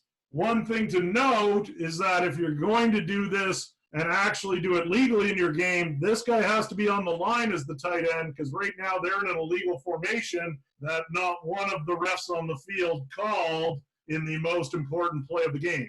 So this goes back to controlling what you can control, because this is an illegal formation. And so they apparently practice this a ton. The biggest mistake we make is that when they rotate over, everyone's concerned with these lead guys, and no one is working back to the trail guy. And so they're able to get their back. You'll see Patrick's running over the top here for some reason, instead of running in from the side, as this guy should be boxing it as well. And they're able to bat it to him, and he can walk in. So literally, if we had had a player stop and stand right here, this play might not have happened. But going back to the start of the play, it's an illegal play anyway, but everyone missed that with 6 seconds to go. But here comes back to our talking about playing a full 60, is that they're now going for 2 for the win. The funny part is, 2-point plays tend to be a huge tendency for an offense. They're going to motion this guy up to the wing. They're going to run slant here, and they're going to run rub with a slant behind it here. They ran this exact play 2 weeks beforehand against Regina at the end of a meaningless game. We watched it on film and repped it at practice 3 times on the Friday before we played them, and they still managed to get the pick on Noah here, and this should be open for a touchdown. What saves us is that this is that same call where Grant is supposed to read the guard and he can blitz or drop. Grant reads that the guard sets, so he's there. So Grant's going to try and reopen. And if you look, Grant gets just in the throwing lane and forces the throw to be behind the player, and we get the interception. So you're watching from this end. You're going to see Grant step up, step back, and as you can see, there's a red jersey in the throwing lane, and so he has to make the throw behind the man. The crazy part is, because we had repped this play so many times, if you go back to the wide, you will actually see Nick Stats calls the play, because like I said, he's my #1 film watcher, and he gets so mad because he's actually here pointing to Noah that they're going to pick, and he's trying to call a switch, and he gets super mad and runs through Noah to get the interception. So again, difference between a first-year player and a fifth-year player. So again, that was our Manitoba game, playing the 60 minutes to the fullest, trading, each minute for another opportunity for us there. So There's a question there. I don't know if you have your chat open on the side. Do you? No worries. Just a second. Okay. So do you flip between a 30 and a 40 front, or do you keep the responsibilities for the ends the same, or are they different in each scheme? For example, crash or contain. When we flip between a 30 and a 40 front, they're completely different. And when we flip, even within our 30 alignment and our 40 alignment, it can change from time to time. So basically, if it's a free man outside, so you're the furthest edge defender, then your you have QB contain or QB responsibility. If you're inside, then you have a heel line or a B gap responsibility, like a B gap crash. But again, it also depends on game plan in terms of what we want to see a team do. There's some teams where we want to force their QB to pull the ball because they're not a very good athlete or they don't throw well on the run. So it's something that really evolves for us from week to week, in that we try to change it and emphasize it from week to week. In camp, we'll go over all the different scenarios, but then it'll be in each week's game plan for the guys. Yep. Okay, so next game was Saskatchewan. Obviously, stop the run was number one. They had the best running back in the nation. We had been planning since bye week on how to correct this because we only played the once in the season. It was prior to bye week. We gave up a lot of rushing yards in that game. So I took bye week to try and plan out some different ways to attack the run so that we could install them for this game.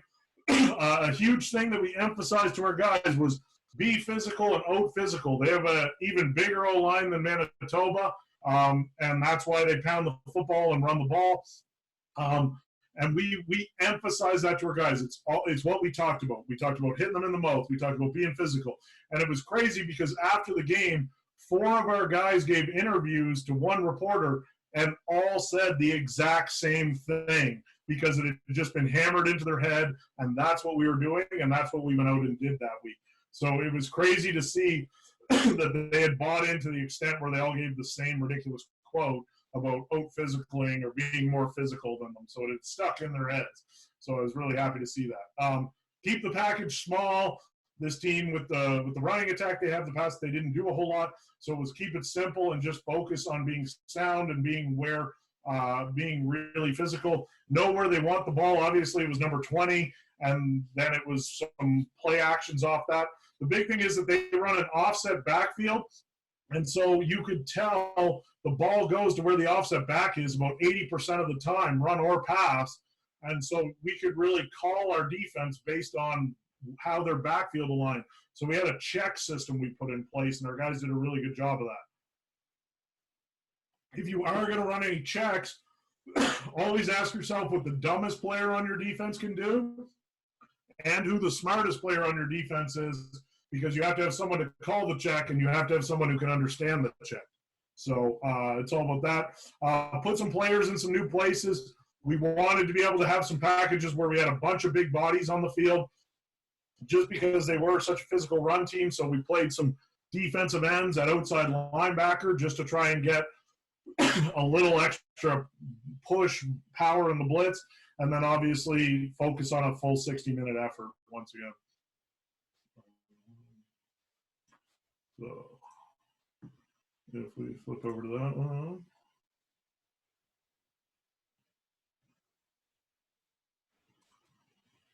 So because they had some run with a double tight end set in this game, we had a 4-4 package that we went to, which converted to basically a 6-2 when they were in short yardage. So this was just an example of early in the game, they're trying to convert a 3rd and 1, and we come out in this 6-2, which we had been practicing, and just talked about being more physical, out-leveraging, driving back the point of attack. And as you can see, if you watch the line of scrimmage is the 50, okay, we completely reset it and drive the whole thing back into the backfield and get a tackle for loss. So, it was about our guys just getting in their stance, getting down, and just resetting those big humans. And you can see the front side of that is just pressed back completely because we made that our focus. We made that the emphasis. These guys are priding themselves on that physical statement we talked about.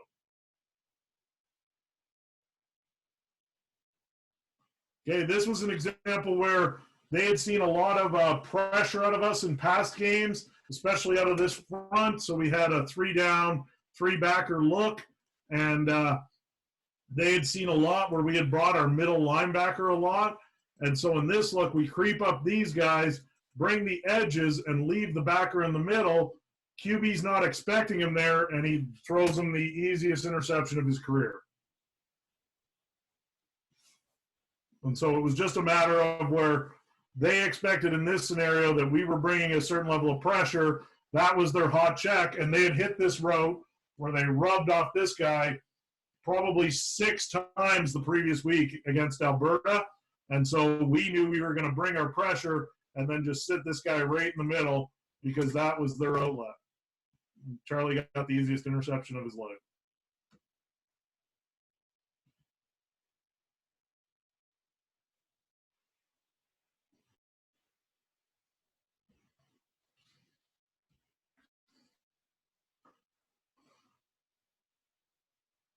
All right, this one was an example where they went with a 2-back set, so we had an automatic check to match this.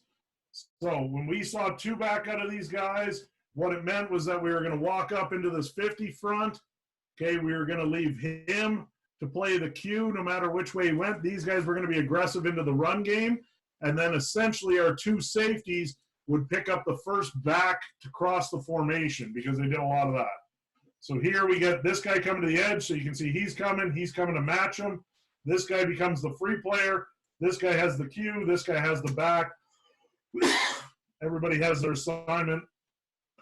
And what it allows us to do is be really aggressive. Now, Tyrese busts on this play, so I'll show it better from the end zone, and that he's inside his man. He should be working here. His guy works so hard, he just tight heel lines off him. And because we do a good job of building a wall on the front side, he's able to track it down from the back side. So ideally, he should be in this gap here. This guy should be the one chasing the back, but we get an opportunity where he does that, and because we run drills where we practice this, where we convert to a heel line, because we're not going to ask our guy, if that giant human being works that hard to just waste himself, we're going to ask him to be a ball player and work over it.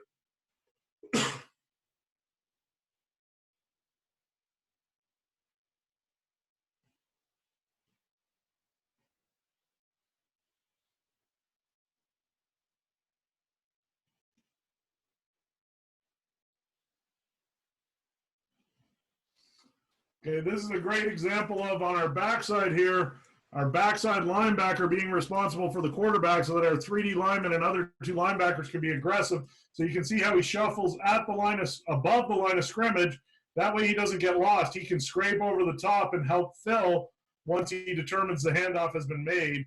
And then it's just a really good job by those front side players of stacking up the run. And I mean, obviously there's certain things about having Jamin in the middle that a team can't coach.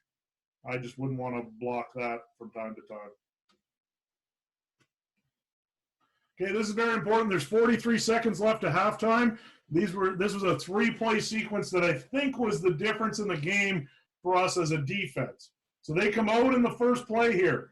Okay, all season long, we've been working with Sabumi that when we get pass plays in the red zone, he has to work hard to the flat to try and get underneath these little quick routes, get that expansion so it's as hard a throw as possible for the quarterback.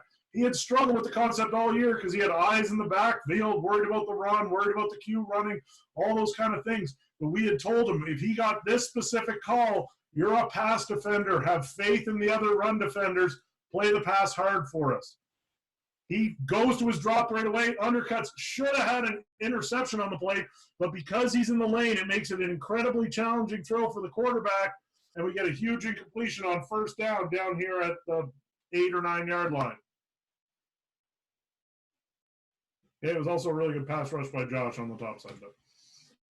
Okay, next play. They get a completion on us, so 25 seconds to halftime. Okay, they motion to a bunch. We run a man coverage. This is a very challenging route because our corner Joe has to take one of these in-breaking routes if they decide to break. So Joe's tracking it. Joe takes this man all the way across the field through all this traffic here. They get a completion, but Joe hustles his ass off on 2nd and 9 from the goal line and makes the tackle short of the goal line. Okay, the best part of this play is just that Joe doesn't give up through all that garbage and traffic, and he's tough enough to make that play so that we don't give up an easy touchdown there. And now that translates to 3rd and goal from the 1 with 1 second left.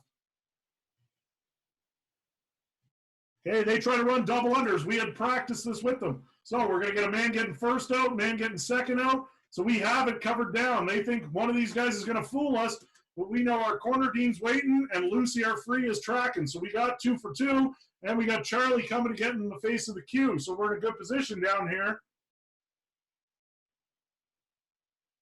Okay, we end up forcing a bad throw. Luckily, the refs pick up this flag because this was way more contact on their guy than ours, and it was super early. But again, these 3 plays defined this game because we went into halftime now at 4-1 instead of being down 8-4. Now we come out, this is the opening play of the second half, and we talked to Charlie about upping his physicality at halftime. So this is our middle linebacker, Charlie. We're going to send him. And I said, I just want you to make a mess of the front side of their run game. Okay, so he knew opening play of the half. He's going to come out and blitz. He runs through that guy's soul into that gap and makes a huge play for us because they only got about a 2-yard gain on first down there. Okay, you watch it from here. Okay, this is a guy, this is that grit we talk about. This is that, a guy who's just going to do what it takes for the team. And then we run a coordinated step where Max covers up the cutback lane for him, and it really throws off their front. But just playing with that physicality, running in there. Okay, then to follow that up, we get them in second and long here. So we go back to our 4-man, 1 linebacker, 7 DB package. We run a game up front, and we end up getting a sack out of it. So we actually have 3D linemen, 2 linebackers, but we'll walk him up as an end. We'll just run a little twist. End up getting the sack out of that play.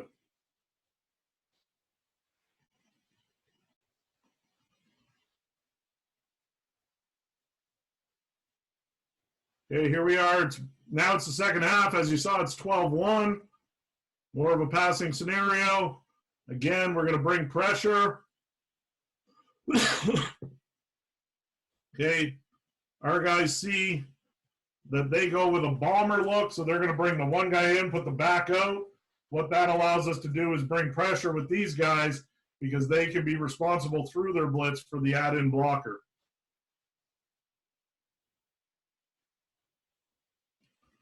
And I mean, from their perspective, you're bringing in a guy who's not used to pass blocking, and now we're bringing the house against it.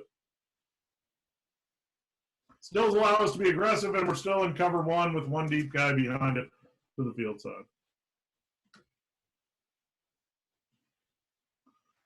Look at it from up front. Everyone should just be hitting a gap.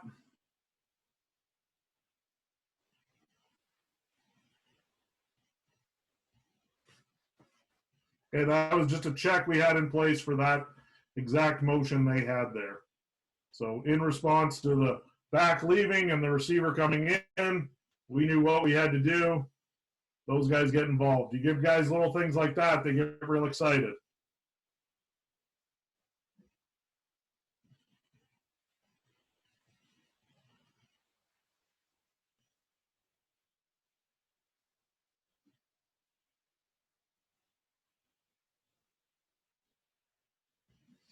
Okay, here's a great example of just a 3-man rush generating pressure, but it's because great coverage in the back end. We get 3 over 2 to the field. Okay, they might have this little short one, but we're going to bump to that late. We got a backer on this. We got a great jam here. I mean, these guys aren't even getting any work, and then we're able to get a 3-man rush that can generate, drive back, and a sack, and a holding penalty. So you'll see the rush here by Tyrese on the edge. He's just going to work a long arm. He's going to come in. He's going to stick him.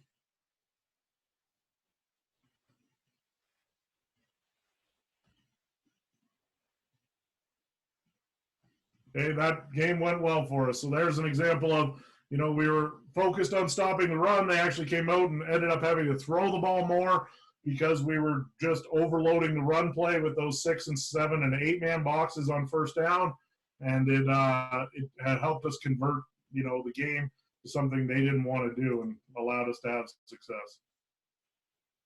I'll try and go a little quicker here. I know we've been on a while for these last two. So McMaster, a big thing when you're playing someone out of your conference. So when you get to provincial playoffs or you got that exhibition game or something like that, we have a great belief in that you should always overvalue their talent. So sell your guys that they're the best and fastest kids we've played.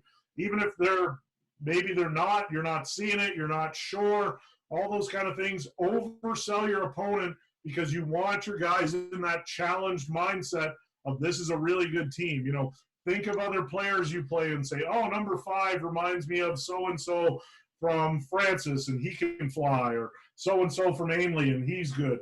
You know, use that reinforcement with your guys. Get to know their formational and personnel tendencies. Every team has them. The big thing with McMaster was find number 30. He was their H-back hybrid player. He led the way with most of their run plays and a lot of their play action schemes. Attack this O-line. They didn't handle pressure well, and this QB didn't handle the pressure that well. He made some poor decisions when he was pressured.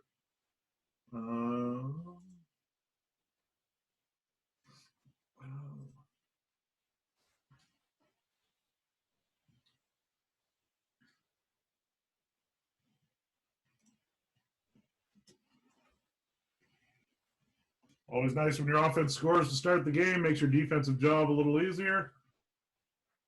Okay, so in this case, number 30 was not on the field for them. Okay, so they were in a true 5 receiver set. Okay, they were trying to buck their own tendencies by running the ball without that guy in. Big thing is, just like I said, with our mentality against Saskatchewan, we want to attack the line against these guys. Look at the get off of those 3D linemen. Those guys are hard into the backfield. That line of scrimmage is reset. What's that allow? Allows the linebackers to scrape in there and make plays. Allows for 1 or 2 yard gains in the run game. Okay, we wanted to be physical against this line. Okay, you get in the red zone now. Make sure that you prep for what teams do in the red zone. Okay, so we spent a lot of time that all of a sudden now they started bringing in a tight end. Okay, they had a bomber guy or a release guy from this side, and then they tended to have their 3 best receivers over here. Or this could be number 30, and he could come in and try and block. As you see, there's our boy number 30 coming in to try and block. What are they going to try and do? They're going to try and wind back the run game to him. What are our guys ready for? To clog up the middle, because we know exactly what's happening there. So if you see it from this end, you'll see that 30 comes in from outside the pitcher here, and then they try and wind it back up the gut here. So we track 30 across and fill off it.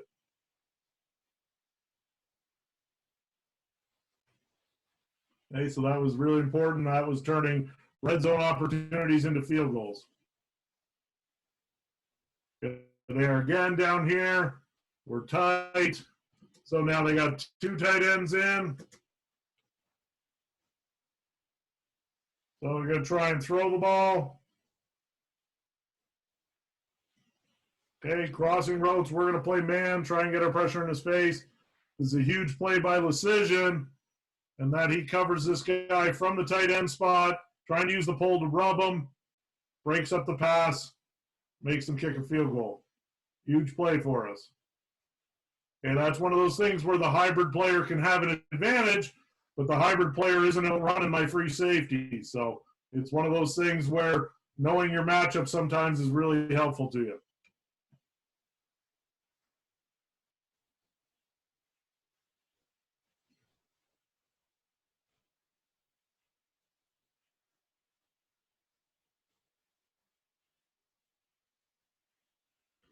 Okay, here's a great example of, we knew that they were a screen team. Okay, we knew that they were going to try and hit us with 1 or 2 here. And so when our safety saw this little pick row coming in, he could pass that to the backer and he could wait here because he knew something was up. He's trying to throw a block. Lucy can sniff that out and light that up. So they're taking advantage of a pressure front we showed them, okay, which is a good job on their respect. But it was a great job in our back end, and we had spent a lot of time in practice over the year. Plays like draw, plays like screen, okay, you have to build them in sometimes to lose in practice. So a big philosophy I have, I learned it a few years ago when we were the worst screen team in the country, was that I'm going to script to lose. So I'm going to put our guys in an all-out bad blitz situation against 2 or 3 screen plays a week, so that if our scout team scores, them celebrating and laughing about it is going to piss our guys off, and it's going to teach our group to be locked in and know your responsibilities and know that if we're a pressure team, teams are going to try and screen us. And so when you see plays like this, it gets really excited because it shows that that time and practice is paying off.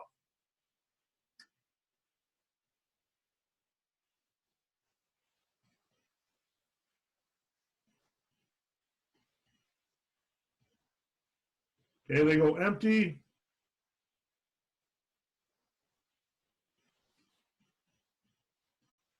So a big thing here is they went empty in this game all game long. We had been bringing pressure when they went empty, so we changed it up here, went zone.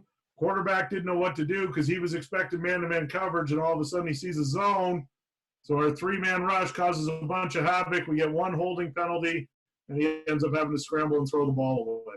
But just that little change up and that little tendency breaker where we said, okay, for this series, we're making this change. So it's not something that's the huge game plan thing, but it's just, all right, earlier in the game, anytime we saw this, these dudes were coming, okay? Now we see this. Now we're all going to drop off, and we're just going to bring 3, see how their line's looking, see how the center's looking past him, see how he gets beat. Okay, guard doesn't help anyone. There's really 3 holding penalties on this play, but they only call 1. Okay, but it was just one of those little things that you can change up in your plan so that you beat your own tendencies as you go.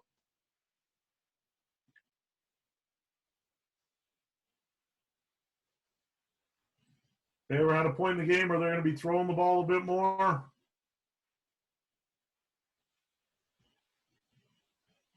So we're going to be bringing a halfback here.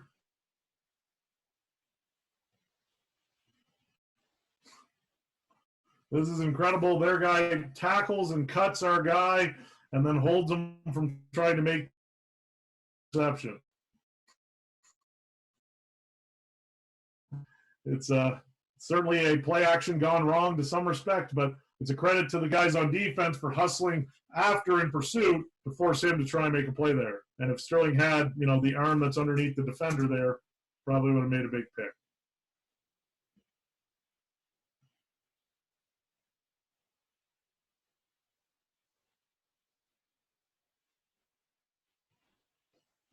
Okay, this was a pressure scheme we'd come up with for these guys.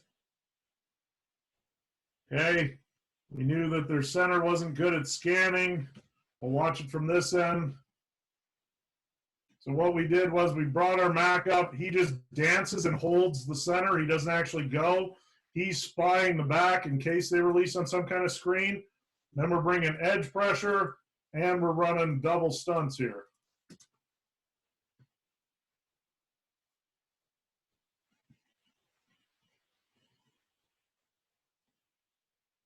He throws up a prayer. We get a freebie off it.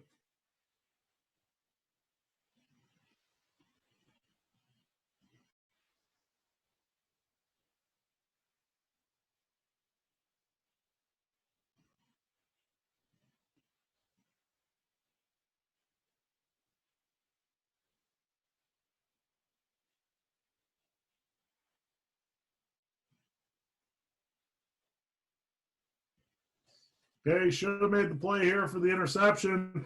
But what I really want to point out is just the hustle factor of our middle linebacker here. He goes from even with the play to run about 45 yards to force a terrible throw here.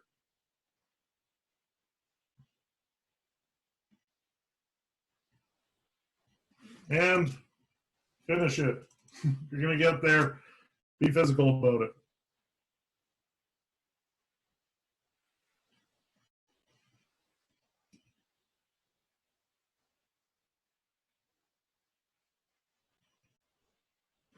Like I said, that QB didn't handle pressure the greatest.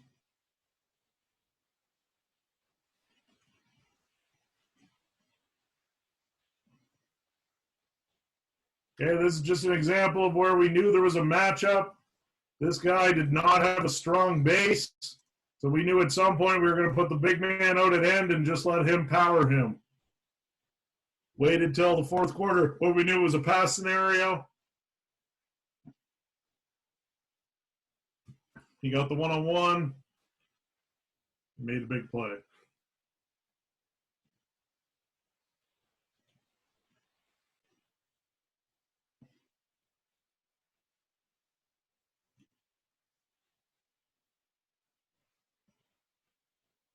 Yeah, just an example of when they're trying to move the sticks, be conscious of where they are, controlling your pedal, and just a great play in the secondary of attacking and breaking up a pass there. Okay, Sterling had one of his best games of the year on that day. Okay, so that was our game against McMaster. It was sure nice to have 3 home games in a row there. Yeah, always helps the cause when you can stay at home for those. Okay, final one was Montreal. Montreal was a different experience because we got kicked out of our home because of the Grey Cup, so the home was great, and then all of a sudden we had to leave for Quebec on Sunday, be out there for the whole week. But I think it was actually good for the team because it helped us bond a little bit, spend a little bit more time, and when the guys had nothing else to do but football, I think it made the prep a little easier. So, again, Montreal was a run team, stop the run, make this team pass. When they got into long passing situations, they were not good. Know their personnel. They had a set couple of fullbacks, okay, that really dictated what they did. Know their formations, okay. We called their double tight end sets heavy, thick, and skinny.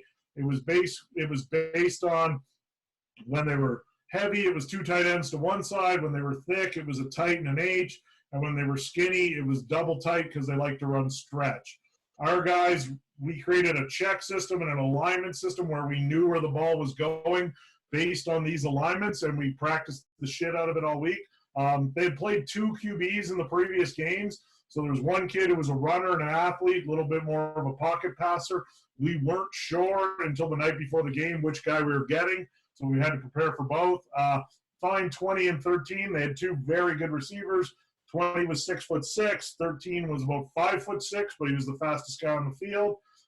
Know your Superbook. So throughout our stretch run, we created something called the Superbook. It was a binder that our D-line coach carried around. It had every single thing we were running on the week drawn out against every formation we could face. And then what we ended up doing down the stretch was I actually produced it for the players and handed it out to them as a part of their scouting report package so that they actually had everything that we were running drawn out for them so that they could go through it, ask any questions. The wild card of this game was the Wildcat. They had shown it 3 times on the season. We had heard rumors that they might go to it, so we tried to get a bit of a plan ready for it last minute, but basically they came out and ran some, and we had a little bit of trouble adjusting to it, but it wasn't enough of their game plan, and we basically put a lot of D-line and linebackers on the field to stop it. So they were a run team. It was stop the run. It was know where the run was going, and from there, our offense had a great day, which made our lives a lot easier. So in this game, I'll show you a few examples of this kind of stuff. Oop.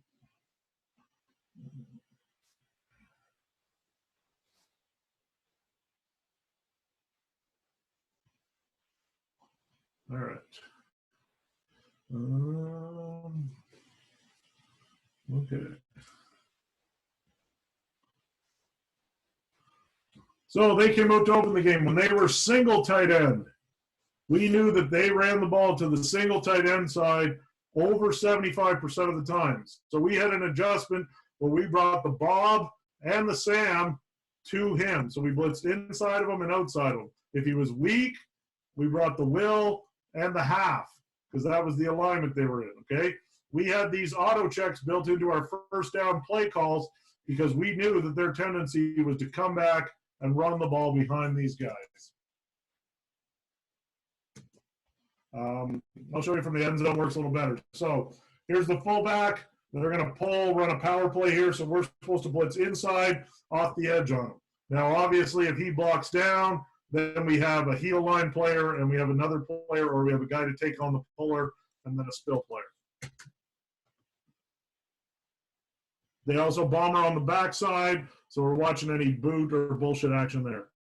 Okay, as you can see, Grant comes down to attack, and he gets stuck with the puller, okay, and then he forces it out to Jacob. Now, because we're in the blitz scenario here, Grant should have wrong-armed inside of this, forced it to bounce here to Jacob, and then Charlie can also scrape over the top to it. Grant, just with the excitement of this being play one of the game, just basically tries to run through this human being.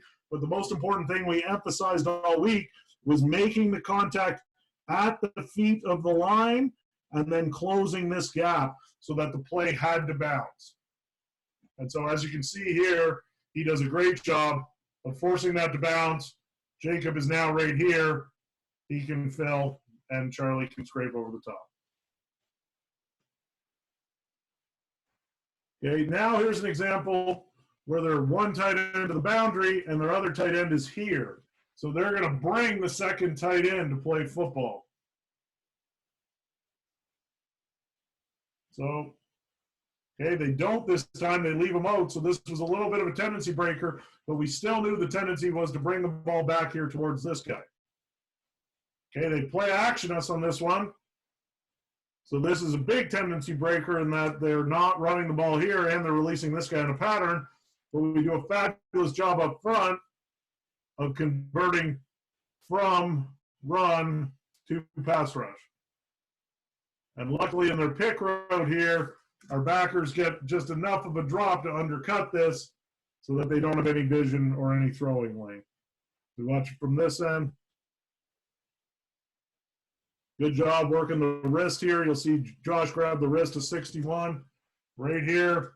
Lever that off him. Going to make the play. And if you watch Max from the backside, again, he's going to push, pull, dip, and rip. We get all 3D linemen in on it. And it possibly was a fumble. But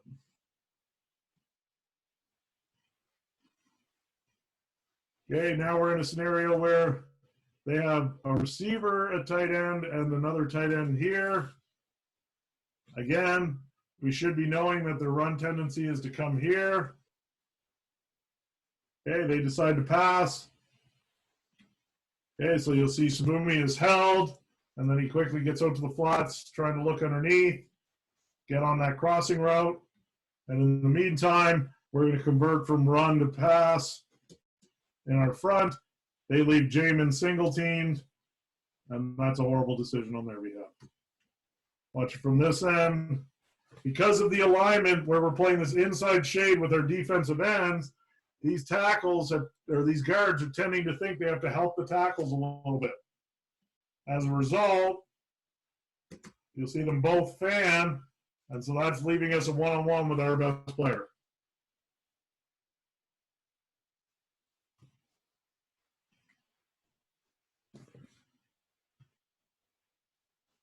Okay, now we're in our 4-3. Okay, so when we knew they had two tight ends in the game, we would move to a 4-3 alignment.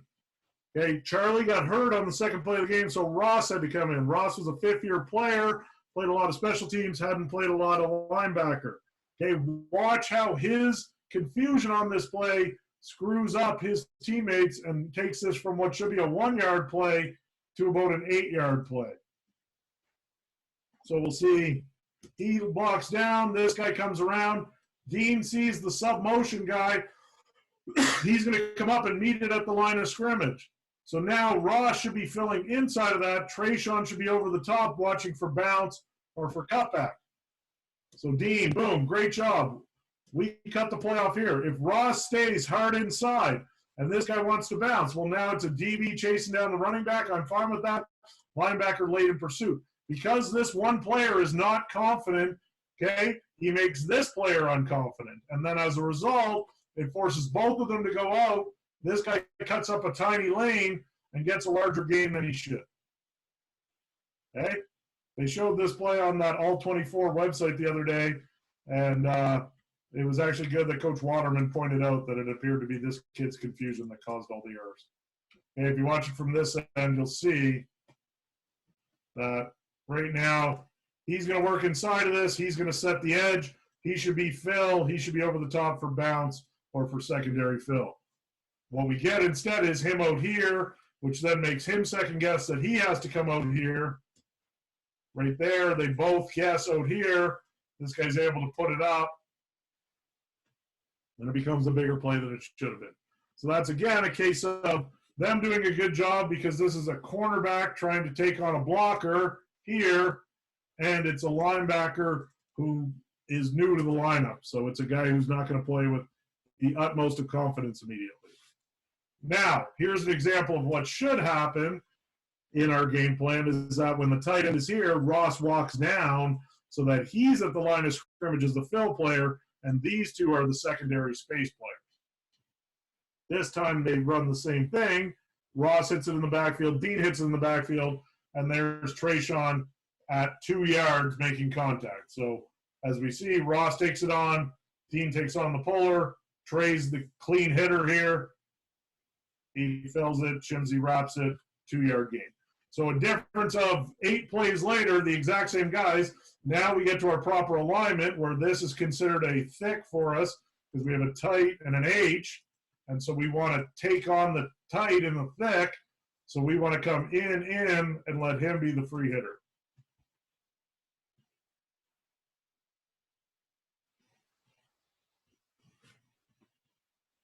So the difference of 10 plays and a little bit of confidence, he still gets driven out of the picture, but he did his job. He earned his check.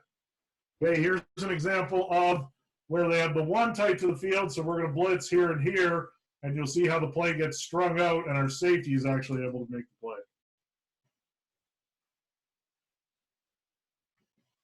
So again, our guys know, you'll see the confidence of how they're working towards it, and then our safety is the free hitter over the top. And off the backside, our Will is ensuring the handoff and then flying to the field. He gets in on the play as well.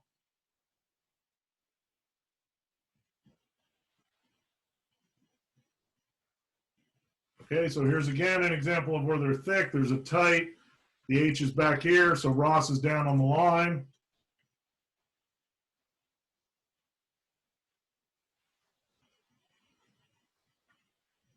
Okay, on this play, they break the tendency in that they fake. They run a little receiver screen. What I want to highlight here is the effort of our defensive tackle, Tyrese, and how a rep that we do, a drill that we do at practice where we put our foot in the ground and we pursue, running that 15 yards in practice on a daily basis is paying off because a big man gets out here in space. We get one guy to attack, one guy to take it on outside, and you force it back to your friends, and you get a little man getting hit by a big person. Okay, it's a positive play for them, but if you're getting this kind of hustle on a consistent basis out of your big people, good things are going to happen.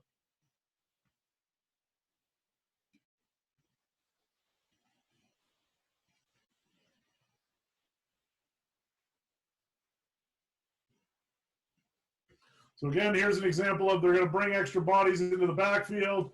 So backsides across, extra back bombers. We're going to bring pressure off that look because we know the high percentage pass.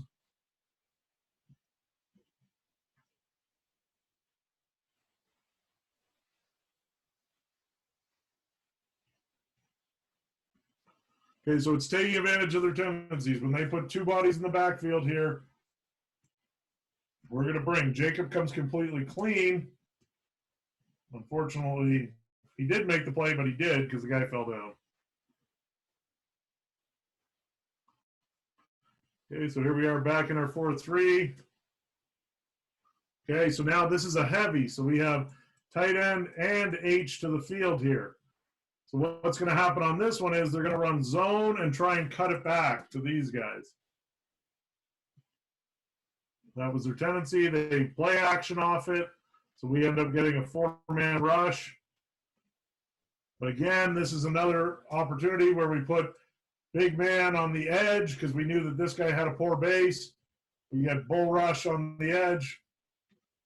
Jay makes a huge play for us. So again, knowing your personnel, finding a great matchup and using it once or twice a game really can throw a team off. So again, we get sucked up on the play action, but coverage in the back end's not bad. They're trying to take a big shot. One guy up front is able to make the play if you can find those matchups. So don't be afraid to move your guys around to try and maximize their skill set. Okay, here's a short yardage. We had practiced it. As you can see, most of the team is in the box there. Again, this was their wildcat set. That's their tailback. Okay, and as you can see, subs coming off the edge, checking the handoff, but it's the reset that we get. Look at the reset we get out of these guys where we're driving them backwards on these short yardage situations, okay?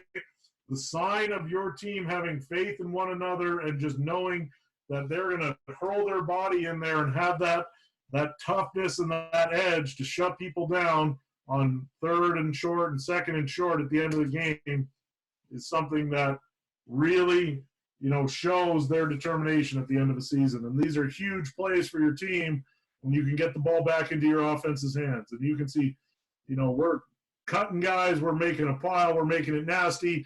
You can see 67's got his heels. He's off in space because Max is driving him back so far. Dean's a cornerback fighting an O-lineman here on the edge. And look, they're battling to the ground, fighting with one another. Like, that is a unit that is determined to be successful and that wants to win a football game when you're getting that kind of reaction.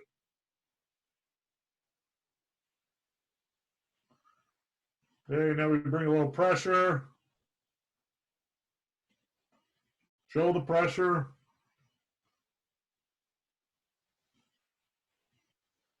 So again, they go with that two back, try and pick up our pressure set. This time they do a better job.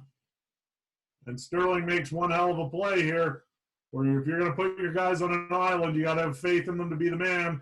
This is that big six kid I talked about. Like, look at those white sticks hitting the ground. And you got to have faith in your guys to make plays for you. Can't be a pressure team if you're not going to roll the dice on them. There's our free safety coming up the A gap.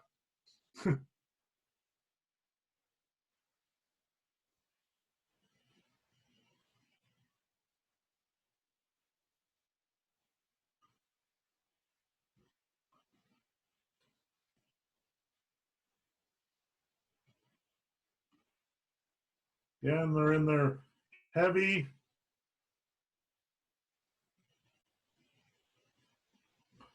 So in this play, I just want to watch how, again, Tyrese having a great game. Watch how he takes on this puller. Okay, that's a trap guy coming across a formation. We told him to out physical that guy. There's an example of how you're out physical in people. And then if you're going to close on it and attack it. Okay, but just, you watch this. They're thinking this is a big play coming across. That man gets folded. And this is the very end of the game. They're trying to throw the ball. And they make bad decisions, make the interception, own it, and enjoy it. Okay.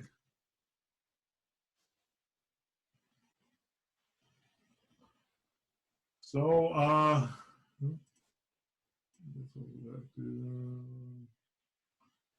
obviously, congratulations is in order to yourself and to the entire organization. Vanier Cup champions, pretty amazing. Has it sunk in with this downtime? Are you and the coaches, some of the players, able to fully soak it in, enjoy it a little? Yeah, for sure. Just didn't realize it got dark. Yeah, for sure. It's been a good experience. We had a ring dinner in March, and we were able to sort of celebrate with all the guys just before this got a little crazy. So that's yeah. Oh, my speaker's not working? No, you're good. Okay. And so yeah, it was really good. So I think that was part of it, but it's going to be interesting to see what comes of the fall and if we're able to make a defense run or what the future holds for us. But either way, it's not about complacency. The guys were training as hard as they could to try and repeat, and guys who are going to step up into new roles were excited, and obviously we're reviewing the film as much as we can to try and make tweaks, make changes, and hopefully put a good effort forward once again. Well, we'll ask a couple questions here, but obviously before everybody else takes off, just want to say thank you very much for the culture chat and going through all those video plays. That was excellent. And I know you have a bright future in this league and hopefully professional one day. And whether it's Calgary's lucky enough to have you or somewhere, I'm sure you'll be a head coach somewhere soon. Part of your job also is operations manager and recruiting. Is that right? Yeah.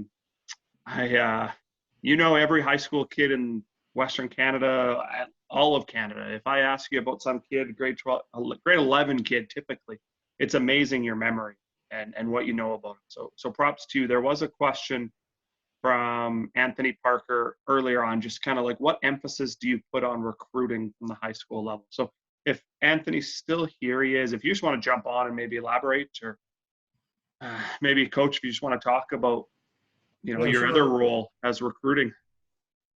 I'll open up the chat. I think that, high school first and foremost is where we're going to get the core of our players from. I think junior football is also a great place to find talent and find young men. I think, there's a balance of both in terms of your roster and how you make that work for you. But I think having that kid who's going to come into your system for 4 or 5 or 6 years, develop under you, be guided by your coaches, your strength people, all those members of your organization. I think that that's very, very beneficial to them. I think that that's extremely important. In terms of evaluating the high school kids, it's a matter of them sending us their film, sending us basic information about themselves, what they're interested in, academically, how they are doing academically. I think that's one of the greatest challenges these days, is that the academic world is becoming more and more competitive. And so I think, it's about those guys who can do both. And I think that's very important. We try to get to as many high school games as we can, but unfortunately, we're not at a ton of them just because of the conflicts of our system. Usually the Spring League and Football Alberta events like U18, U17, U16 are things that we can take advantage of to see guys, because as much as I love the film, I know that there's something to be said for seeing a young man in person and how he carries himself as a teammate with coaches. All those kind of things as factors are very important to us. So, we try and get out and see guys as much as we can, but, having, a tape that speaks for itself in which you just see them score and dominate and do these things is usually something you cannot deny. We're lucky enough that we have access to the whole Calgary High School League, their film, so I can watch full games of that if I want to see a little bit more action of someone. Basically we rely on the huddle tapes they put out, the YouTube film, and then, contacting them and their coaches and people who may know them to find out a little bit more. And then obviously bringing them for a visit, because we want to sit down and talk to the young man, size them up in person, put some film on, show them our guys, show them our school, all those kind of things. But I think from a coach's perspective, very important to emphasize to your kids the academic side of things now, because if guys aren't taking that part of it seriously, they're just closing doors and closing off opportunities. And it's very disappointing to see for, kids who have so much talent to have to put things on hold. Now, it's not to say that junior's not a great option for them and that, it's a place where they can go and mature as a player and as a student or a young man. And I think that a lot of them should take advantage of that. But, it's just when you see that high school kid who's a far away from the academic standards, that's always something that's a little disappointing. Great. Do you have the chat open there? Yeah, so I'm just reading. Go ahead, Chris's question there if you want. Yeah, I think two-way experience is great. I think that, understanding the game or understanding what the guy across from you is trying to do is massively important. Like if I'm an O lineman and I know what a D lineman's trying to do, if I'm a running back and I know what a linebacker's trying to do, that's something that just helps you. I think it's also that, as you progress in this game, sometimes you have to evolve and change positions. I know that we've had a number of our best players come to us as one thing and leave here as another because they may grow or they may shrink or they may just not be able to handle the mental aspects of a certain position at the next level. So I think that the more football experience a player can have, it can only be beneficial to them. the only thing I'd say is that if it's to the point of where they're not leaving the field and, it's potentially leaving them vulnerable to injury because they're just so exhausted, that would be one thing I'd manage. But, I think that's a team by team, player by player case for sure. Next one, what would you best advice for coaches trying to get to the university or college level? It's about going to clinics, going to camps, making contacts with people, obviously having a good reputation at wherever you're coaching at currently. And then, if you want to move to this level, you have to decide, is it something that you want to do as sort of a volunteer or stipend, assistant coach, or is it something you want to do full time? If it's something you want to do full time, in Canada, there's not a ton of jobs. Most teams have 2 or 3 or 4 full-time coaches. If you're at 4, you're on the high end, and we're lucky. So it's one that you're going to have to struggle and grind a little bit for, in terms of what the pay is in association to it at the beginning. I know when I first came here, it was definitely, as long as you had a place to sleep at night, you probably felt good about that, but that was about it. So, it's one of those things that I think has evolved in the right direction, but it's a challenge. And the big thing is, coach, don't just become a very one-minded or one specific coach. I've coached literally almost every position in the game. I've coached quarterbacks, running backs, O-line, D-line, linebackers, DBs, kickers, like special teams. Like any team that asked me to coach something, I would figure out how to coach it or talk to somebody who knew what they were doing and steal some drills and go from there. And it was just good experience because I think it allows that to open up.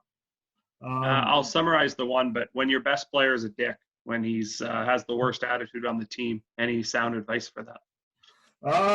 It's tough because, at a certain level, talent is very important to it. All I can say is, you got to manage that case by case, and you got to see if there's a light at the end of the tunnel for the fact that they're going to change. And if they're not going to change, then, I think you got to make it, an experience where they have to, or they're not going to be a part of it. Like, I think that, the game is bigger than some people and some talent. And, I think that sometimes, if that player is just not the right, at the younger levels, I know you really can't walk away from them, but, you got to make their life challenging on the field. Like, they're going to help set up the cones before practice and carry the water in at night and do all the shitty things that they think they're too cool to do. And if not, then they're not getting their reps because, like, their sort of shine time is probably what fuels them. So if you can limit that or put a price on that, maybe it helps to evolve them as best you can, or, take the time to get to know the player off the field, because maybe it's just a persona they carry with them with sports, or it's pressure from parents or something like that. If you could take the kid out for lunch or whatever, that might be something where you get to know that there could be other motivations behind it. I've experienced that in the past where sometimes, the pressure that dad or mom or your brother or your uncle or your grandpa puts on you, they don't really love football anymore. So maybe that's why they're being a dick, even though they're uber talented. We'll take one last question here if you want to answer, maybe specific to the University of Calgary there.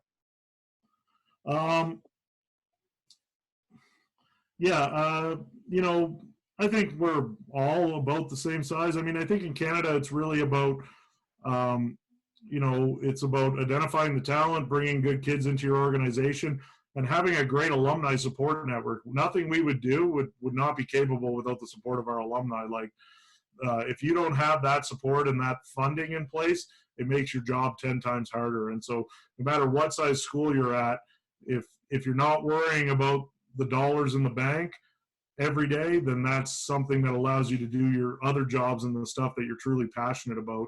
And we've been blessed with our fifth quarter and what they do for us in that respect, because, we don't have to worry as much as some other people, and we have the freedom to add great players and travel to go see great players and those kind of things. And I think that that's, part of it. And I think it's also just the blessing of that there's incredibly good coaches and good players in the city of Calgary. We're a big city, and our minor football here is really, really good. And so that core of players we get from it, and all of Alberta, to be honest, the kids from Edmonton that we face or we try to recruit are great. And Southern Alberta kids, Northern Alberta kids, like it's coming on. Like I see these kids at a Fort Mac these days that are doing amazing things.